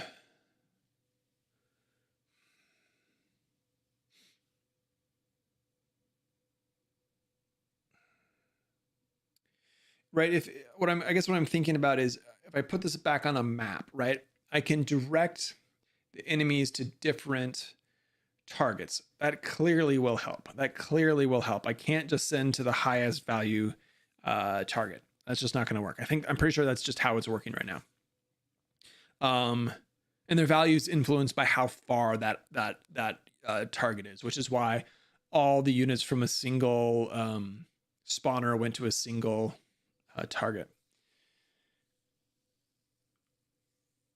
I need to make sure that we're not piling in on something. The question becomes then, what do you do in the scenario where, and I guess I need to think about this, is what do I do when maybe the base is small or it's getting destroyed, right? Like if the player's losing, right, they're down to 1 or 2 buildings.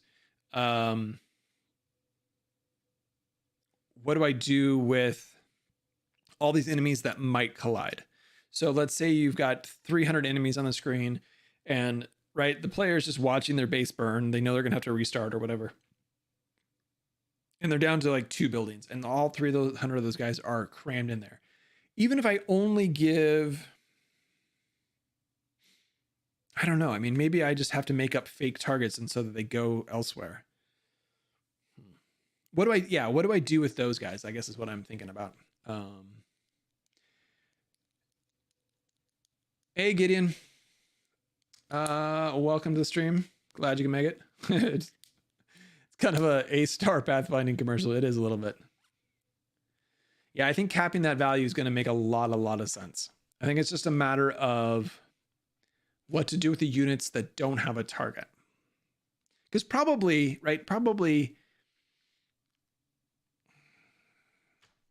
20 or 50 units per building is probably a reasonable thing. I mean, maybe what I do is kind of have, I don't know how hard it would be. Interesting idea.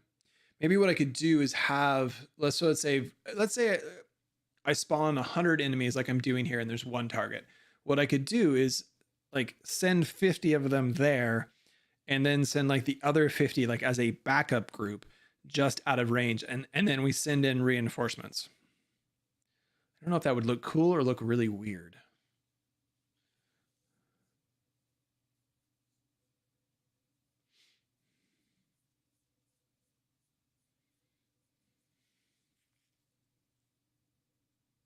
All right, I'm gonna take about 10 more minutes here, and then I'm gonna call it the end of the day. I haven't made it more. Actually, before we do that, so I haven't made things more efficient yet. But let's go back and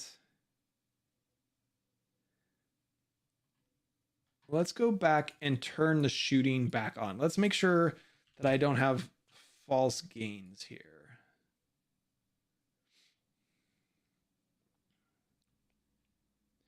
So we're going to turn these pieces of code back on that I turned off at the beginning. Turning this bits of code off had virtually no impact on the performance. So let's see what happens. We got, so we're going to add back in my pen is dying plus shooting.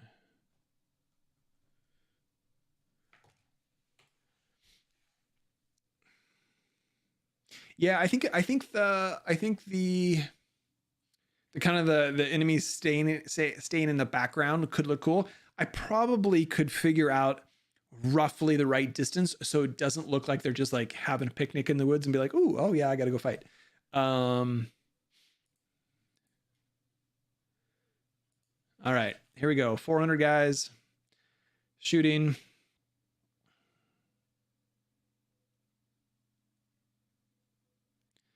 And we've got really bad physics performance again.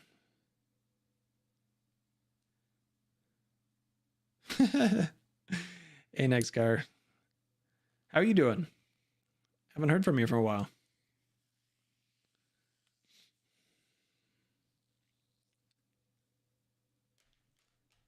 Oh, interesting there. Now it's settled down again. I mean, this is ridiculous looking, right? Like, I'm not going to have this many particles and...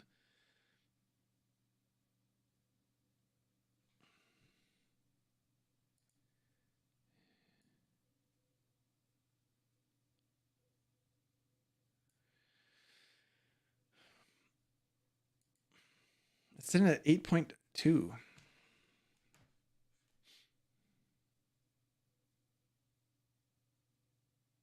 That's the same. I have 4. It's actually somehow that's better than what I had before.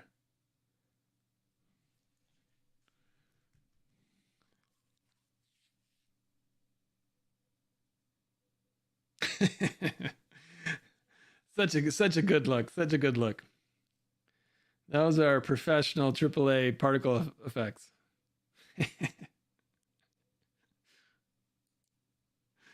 All right, let's oh yeah, and there's art going now.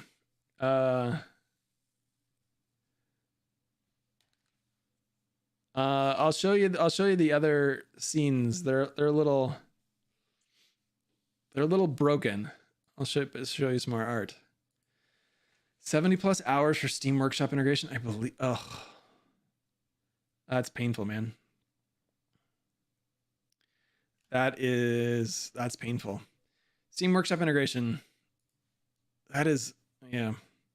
That was kind of like my big achievement for the last game, and I kept it pretty simple. A remarkably undocumented feature of Steam. That's brutal. That's brutal. Hopefully that means the game's doing well. You got enough folks that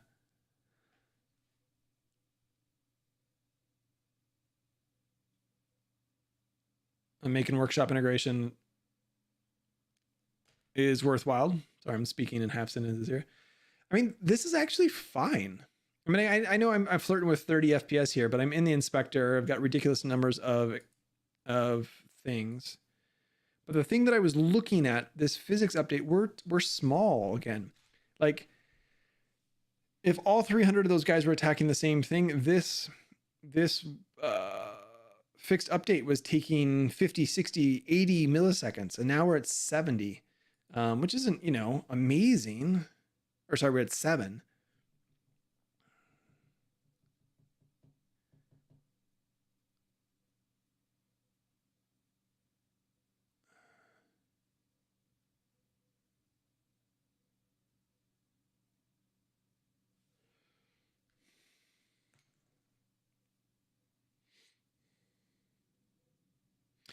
Yeah, get in. Next card. He's the real deal. He's the real deal. He's definitely got a game. It's a. I haven't played it in a while. I haven't played it. I guess I haven't played it since you demoed it. But he's the real deal. He's the real deal making games. It's a well put together game too.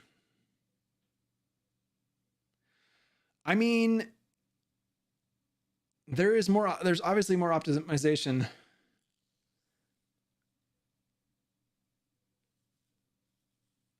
to be had here. To toot his horn, correct me if I've got slightly wrong. I believe it's called Rallycross.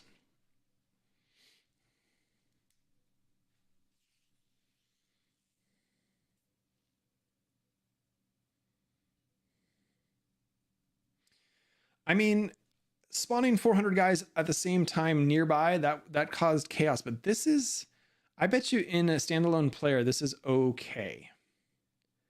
There's more optimization to be done, but right now that feels pretty reasonable.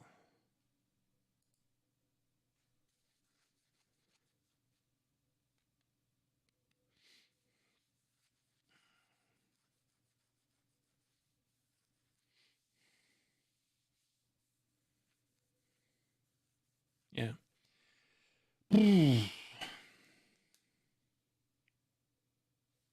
Okay. Well, that's kind of what I was trying to figure out, is what physics calculation is taking up the time. It seems to be, so I'm using the A-Star pathfinding tool from the asset store, bought it years ago. And it seems to be physics calculations somewhere from the pathfinding. There certainly are collisions going on, right? Each of these like I've got 300 guys on screen, each shooting. I don't know how quickly they're shooting. I don't know. I can't. Whatever. It doesn't really matter. They're shooting, once a second or so. It seems to be the pathfinding. The pathfinding. So what was interesting when we were playing around with this was that there's a agent size for the pathfinding, the radius of it, and I had it cranked down really small, and if I cranked it up to about 0.5, so kind of ridiculously large, the performance like improved dramatically. Like basically became linear. The performance was essentially linear for up to 300 enemies. I'm just looking at my notes here. Whereas with a smaller size, I get something that's like quadratic or exponential. So I don't, not entirely sure. So basically what it seems to be too is like how many, maybe this makes sense, because I obviously don't know what the pathfinding tool is doing, but it seemed to be that the number of enemies in a location seems to be the determining factor.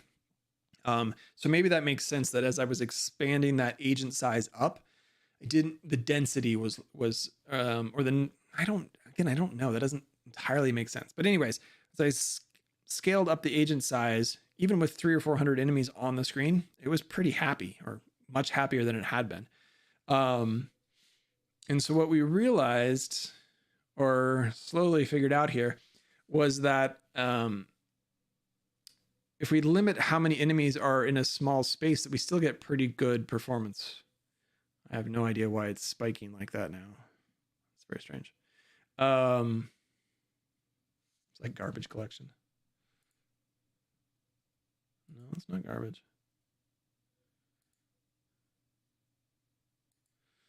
I don't know. Let's see what that is.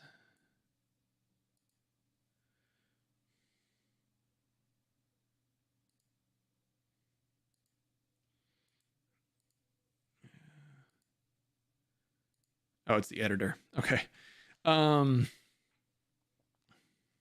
Yeah, there you go. If you want to like see standalone performance versus an editor right now, like even without these spikes, the editor is a significant fraction of the time taken. So yeah, basically what we found is that if we spread the enemies out, right now there's 300 on screen, and it behaves pretty well.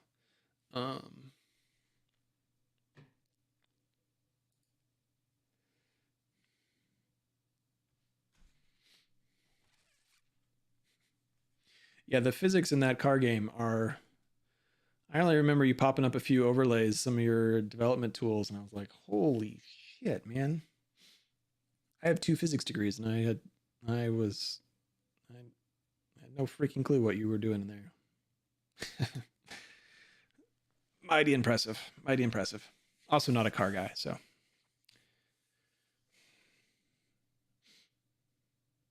Definitely not a car guy. Not a car guy when I saw the new Prius, I was like, ooh, nice.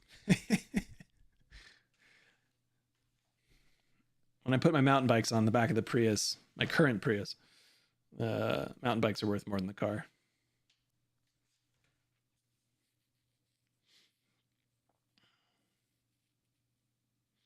Yeah, we tried. I mean, I need to dig into the AI into the pathfinding more.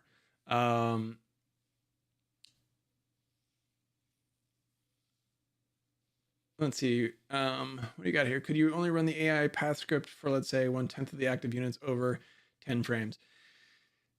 Yeah, part of me thought about, like, this isn't actually that physics based of a this isn't that much of a physics based game. The projectiles are physics based, but that's kind of it, actually. I actually wondered if I could just like drop the frame rate on the physics engine quite a bit. The new Prius, yeah, I gotta say,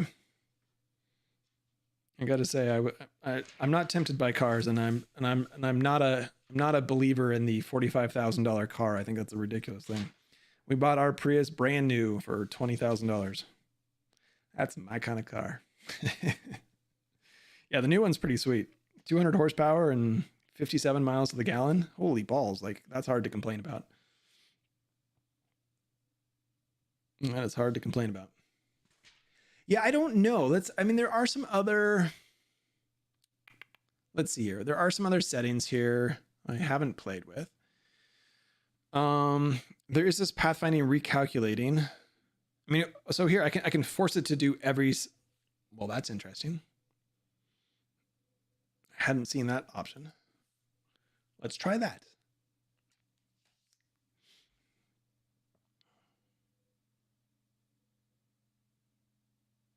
That might actually be worse, because now instead of doing it a maximum or at most or at least every 2 seconds, now it's doing it every half second.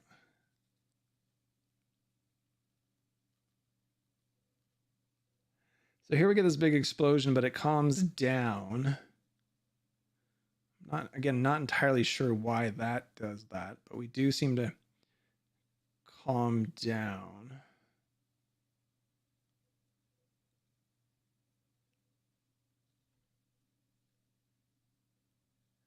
Yeah, I'll grab the physics settings here in just a minute. Let's see if that. I wonder if that would just cause. I just want to look and see what that compares to. That's actually, yeah, that is worse performance. Marginally, it's always hard to know.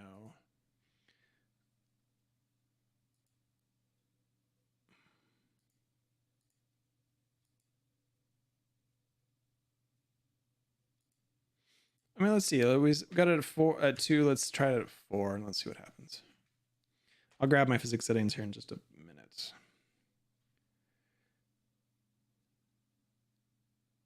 There's this option to lock when not moving. I didn't see a big gain with that.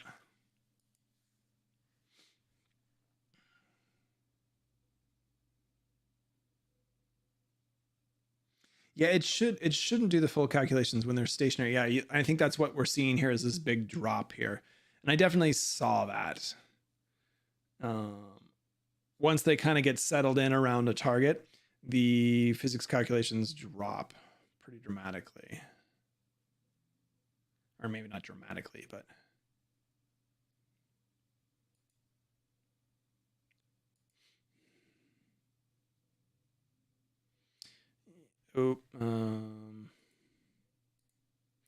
yeah, that's kind of this. That's actually worse.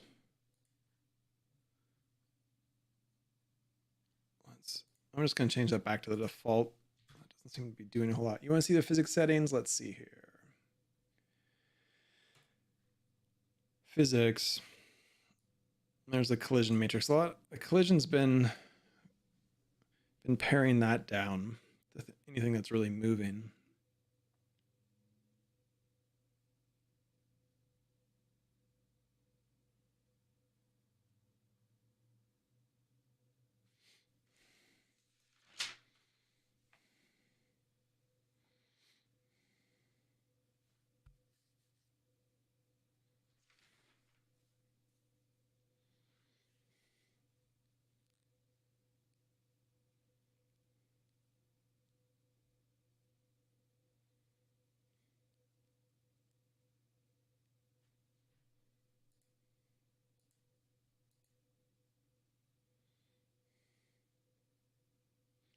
These are all pretty much just default settings. I really haven't changed anything.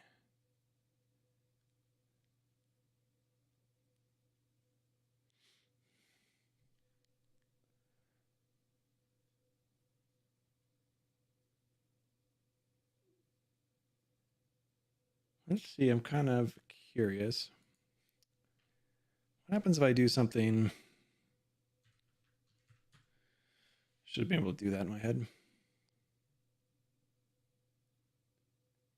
Yep, there's the time settings.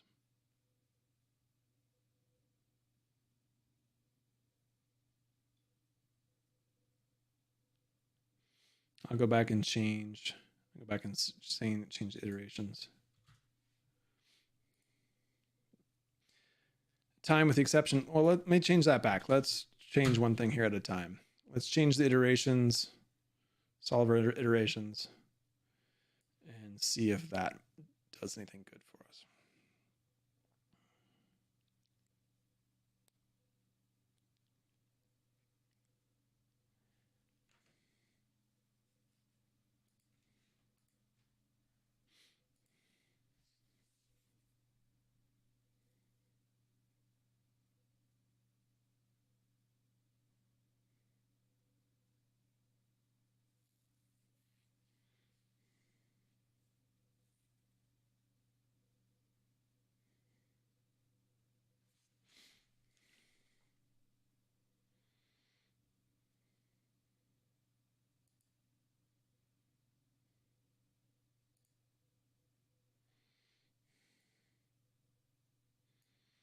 Yeah, that's interesting. It's actually climbed. It's quite a bit. It's really interesting. That's actually quite a bit worse than what I've been seeing. It's getting like worse every time I run it.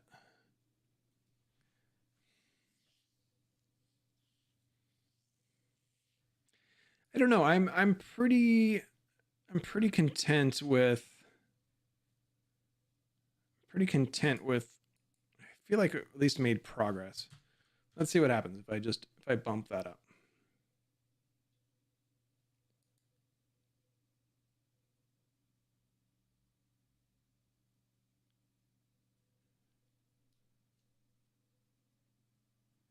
Well, and the other thing I was thinking with the projectiles, especially with these particular enemies, they're so close. I mean, I know they start shooting farther away. I guess one thought was to, hey, just like reduce the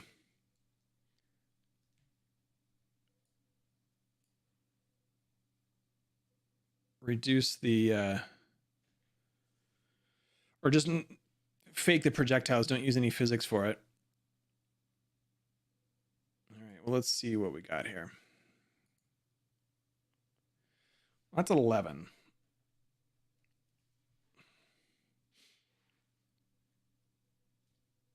So that's 25 frames per second. Yeah, right. That's all I can think of too, is that it's sending off raycasts.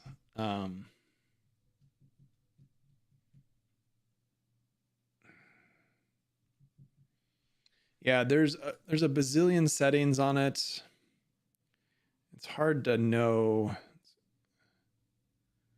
It's hard to know. I mean, it's pretty performant. Okay, so that was interesting. That actually knocking the time step down. I wonder that might be okay. I guess the other thought was to maybe get rid of projectiles and just kind of do immediate damage.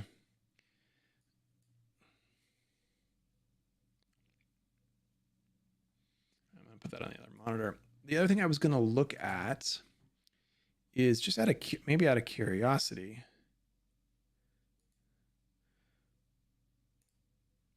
Let's change the number of cores it's using. You can manually choose them. Seems like a poor choice if you don't know what your customer is doing. But let's see if we can put that at a higher thread.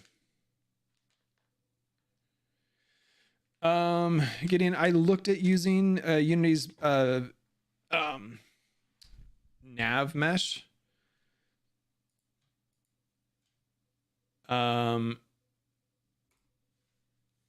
And the issue there, or at least one of the issues, is I'm not sure it's any more performant than this.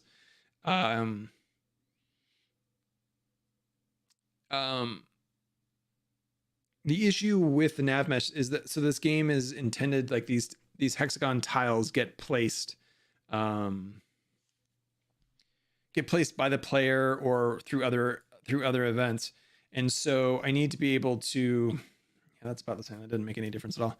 I need to be able to procedurally generate the graph, and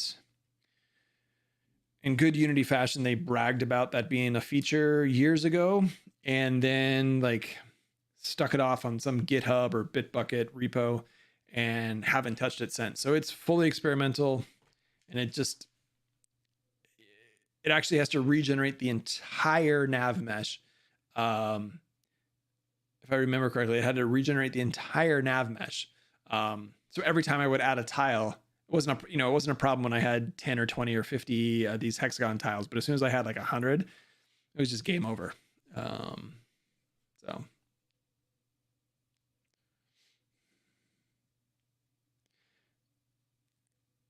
yeah, I mean, I think there's a difference between having the units and, I mean, I don't know. Unless they create a system where you can update the nav mesh in real time, it's just not going to work for me.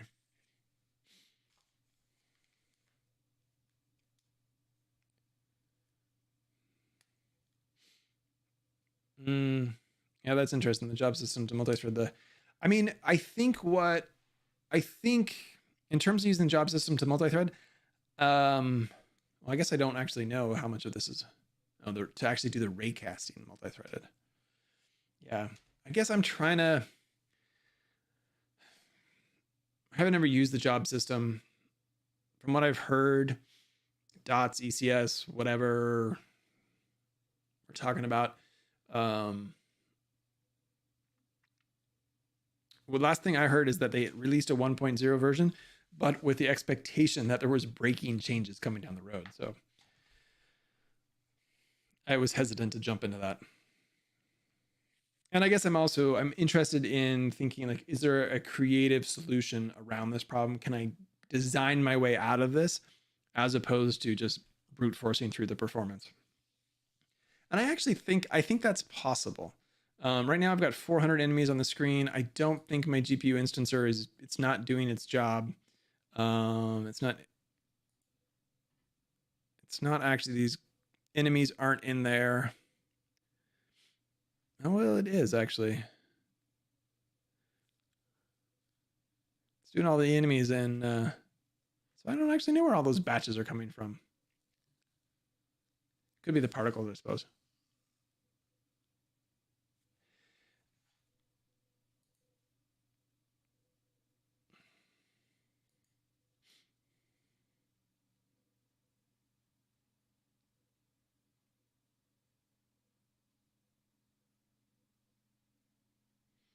Yeah, something's not getting batch right. That's too many verts for this.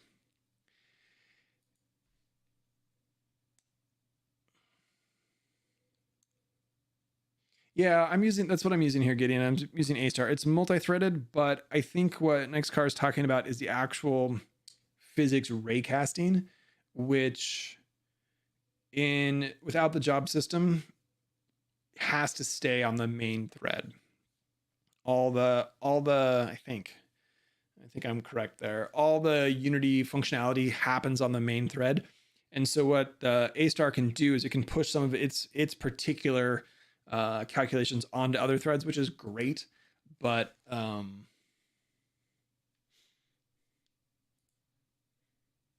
doesn't necessarily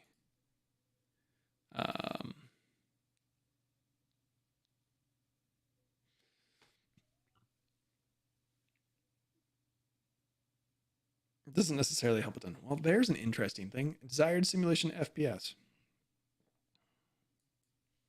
If I cut that in half, let's find out. All right, I'm going to test this out, and then I really am going to call it quits because I feel like I made some progress. I haven't fully cracked the nut yet, but I've made some progress.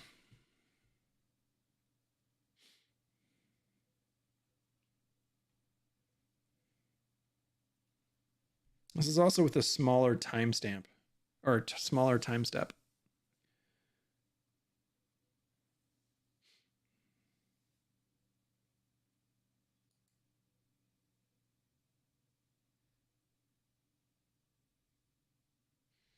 Yeah, that's 13. That didn't make any difference at all. Or nothing really particularly measurable, I don't think. Yeah, there it's actually 19. It's even bigger. 12. It's definitely fluctuating. Yeah, I'd guess you're right there. Yeah, it's gathering all the data, and then passing it off to another thread. I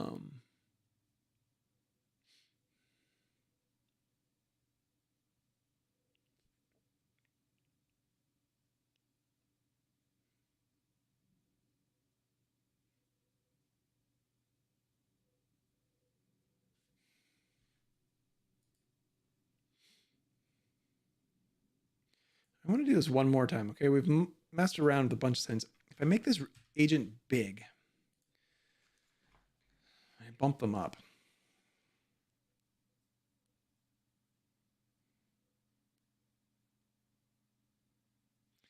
Yeah, I mean, Unity's Unity right now. They've been working the jobs, dots, ECS thing for a long ass time.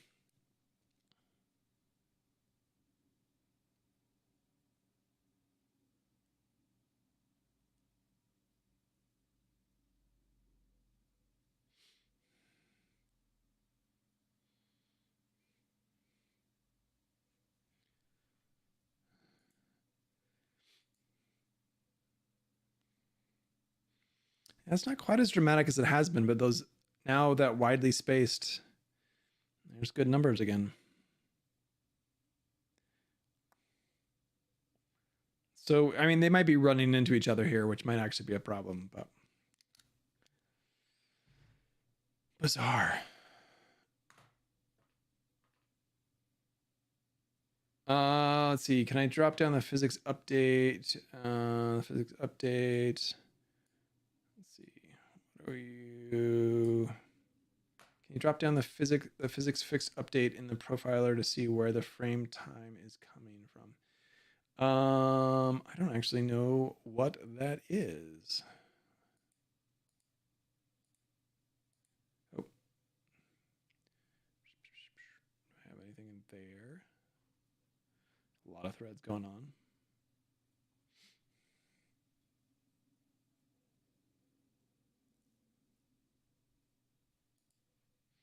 I need to learn how to read all this better. Pretty basic when it comes to. Let's see if we can.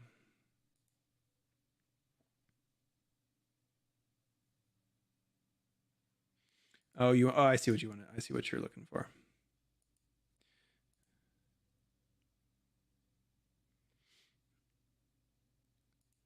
Sync collider. So we got two physics process. Oh, geez.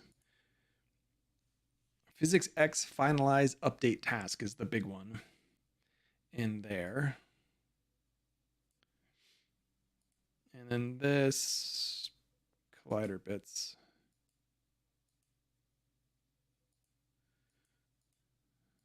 Love how it just disappears. Yeah, that would appear to be the two.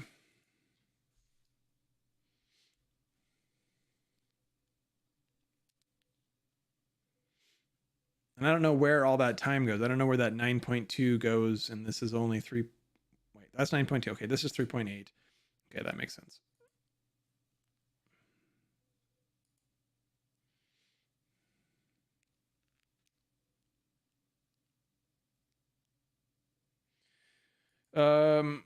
Gideon, that is well above my pay grade. I am not a master of sending things of any sort of GPU control, but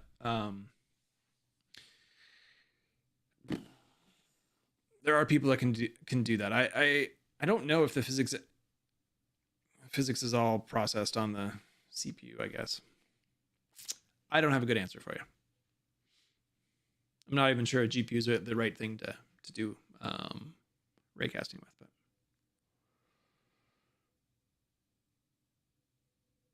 all right. My brain is full, tired.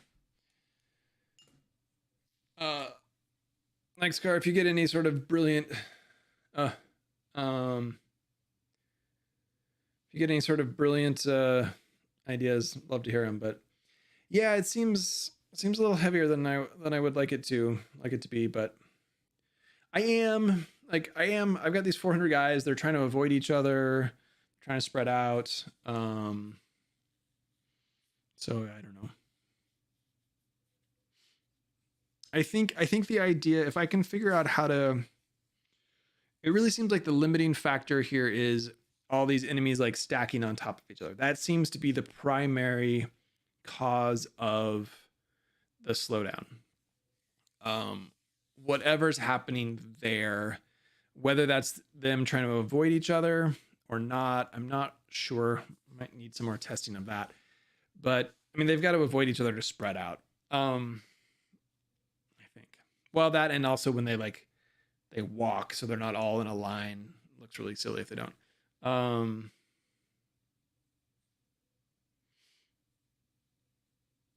It seems like if I can spread them out to different targets and design around them not overlapping, I might be able to get pretty good performance with, 200, 300 enemies, which might be enough.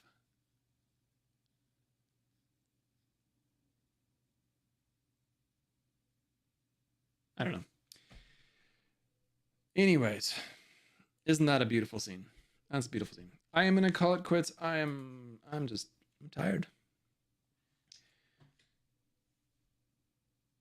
So anyways, hey, thanks everybody for joining. Much appreciated. Probably be back next Thursday. Next car. Go take a day off. Hope the game's doing well. I'm gonna go check it out. Check it out again. But take a day off. Sounds like you need one. Anyways, talk to you guys later. I am out of here.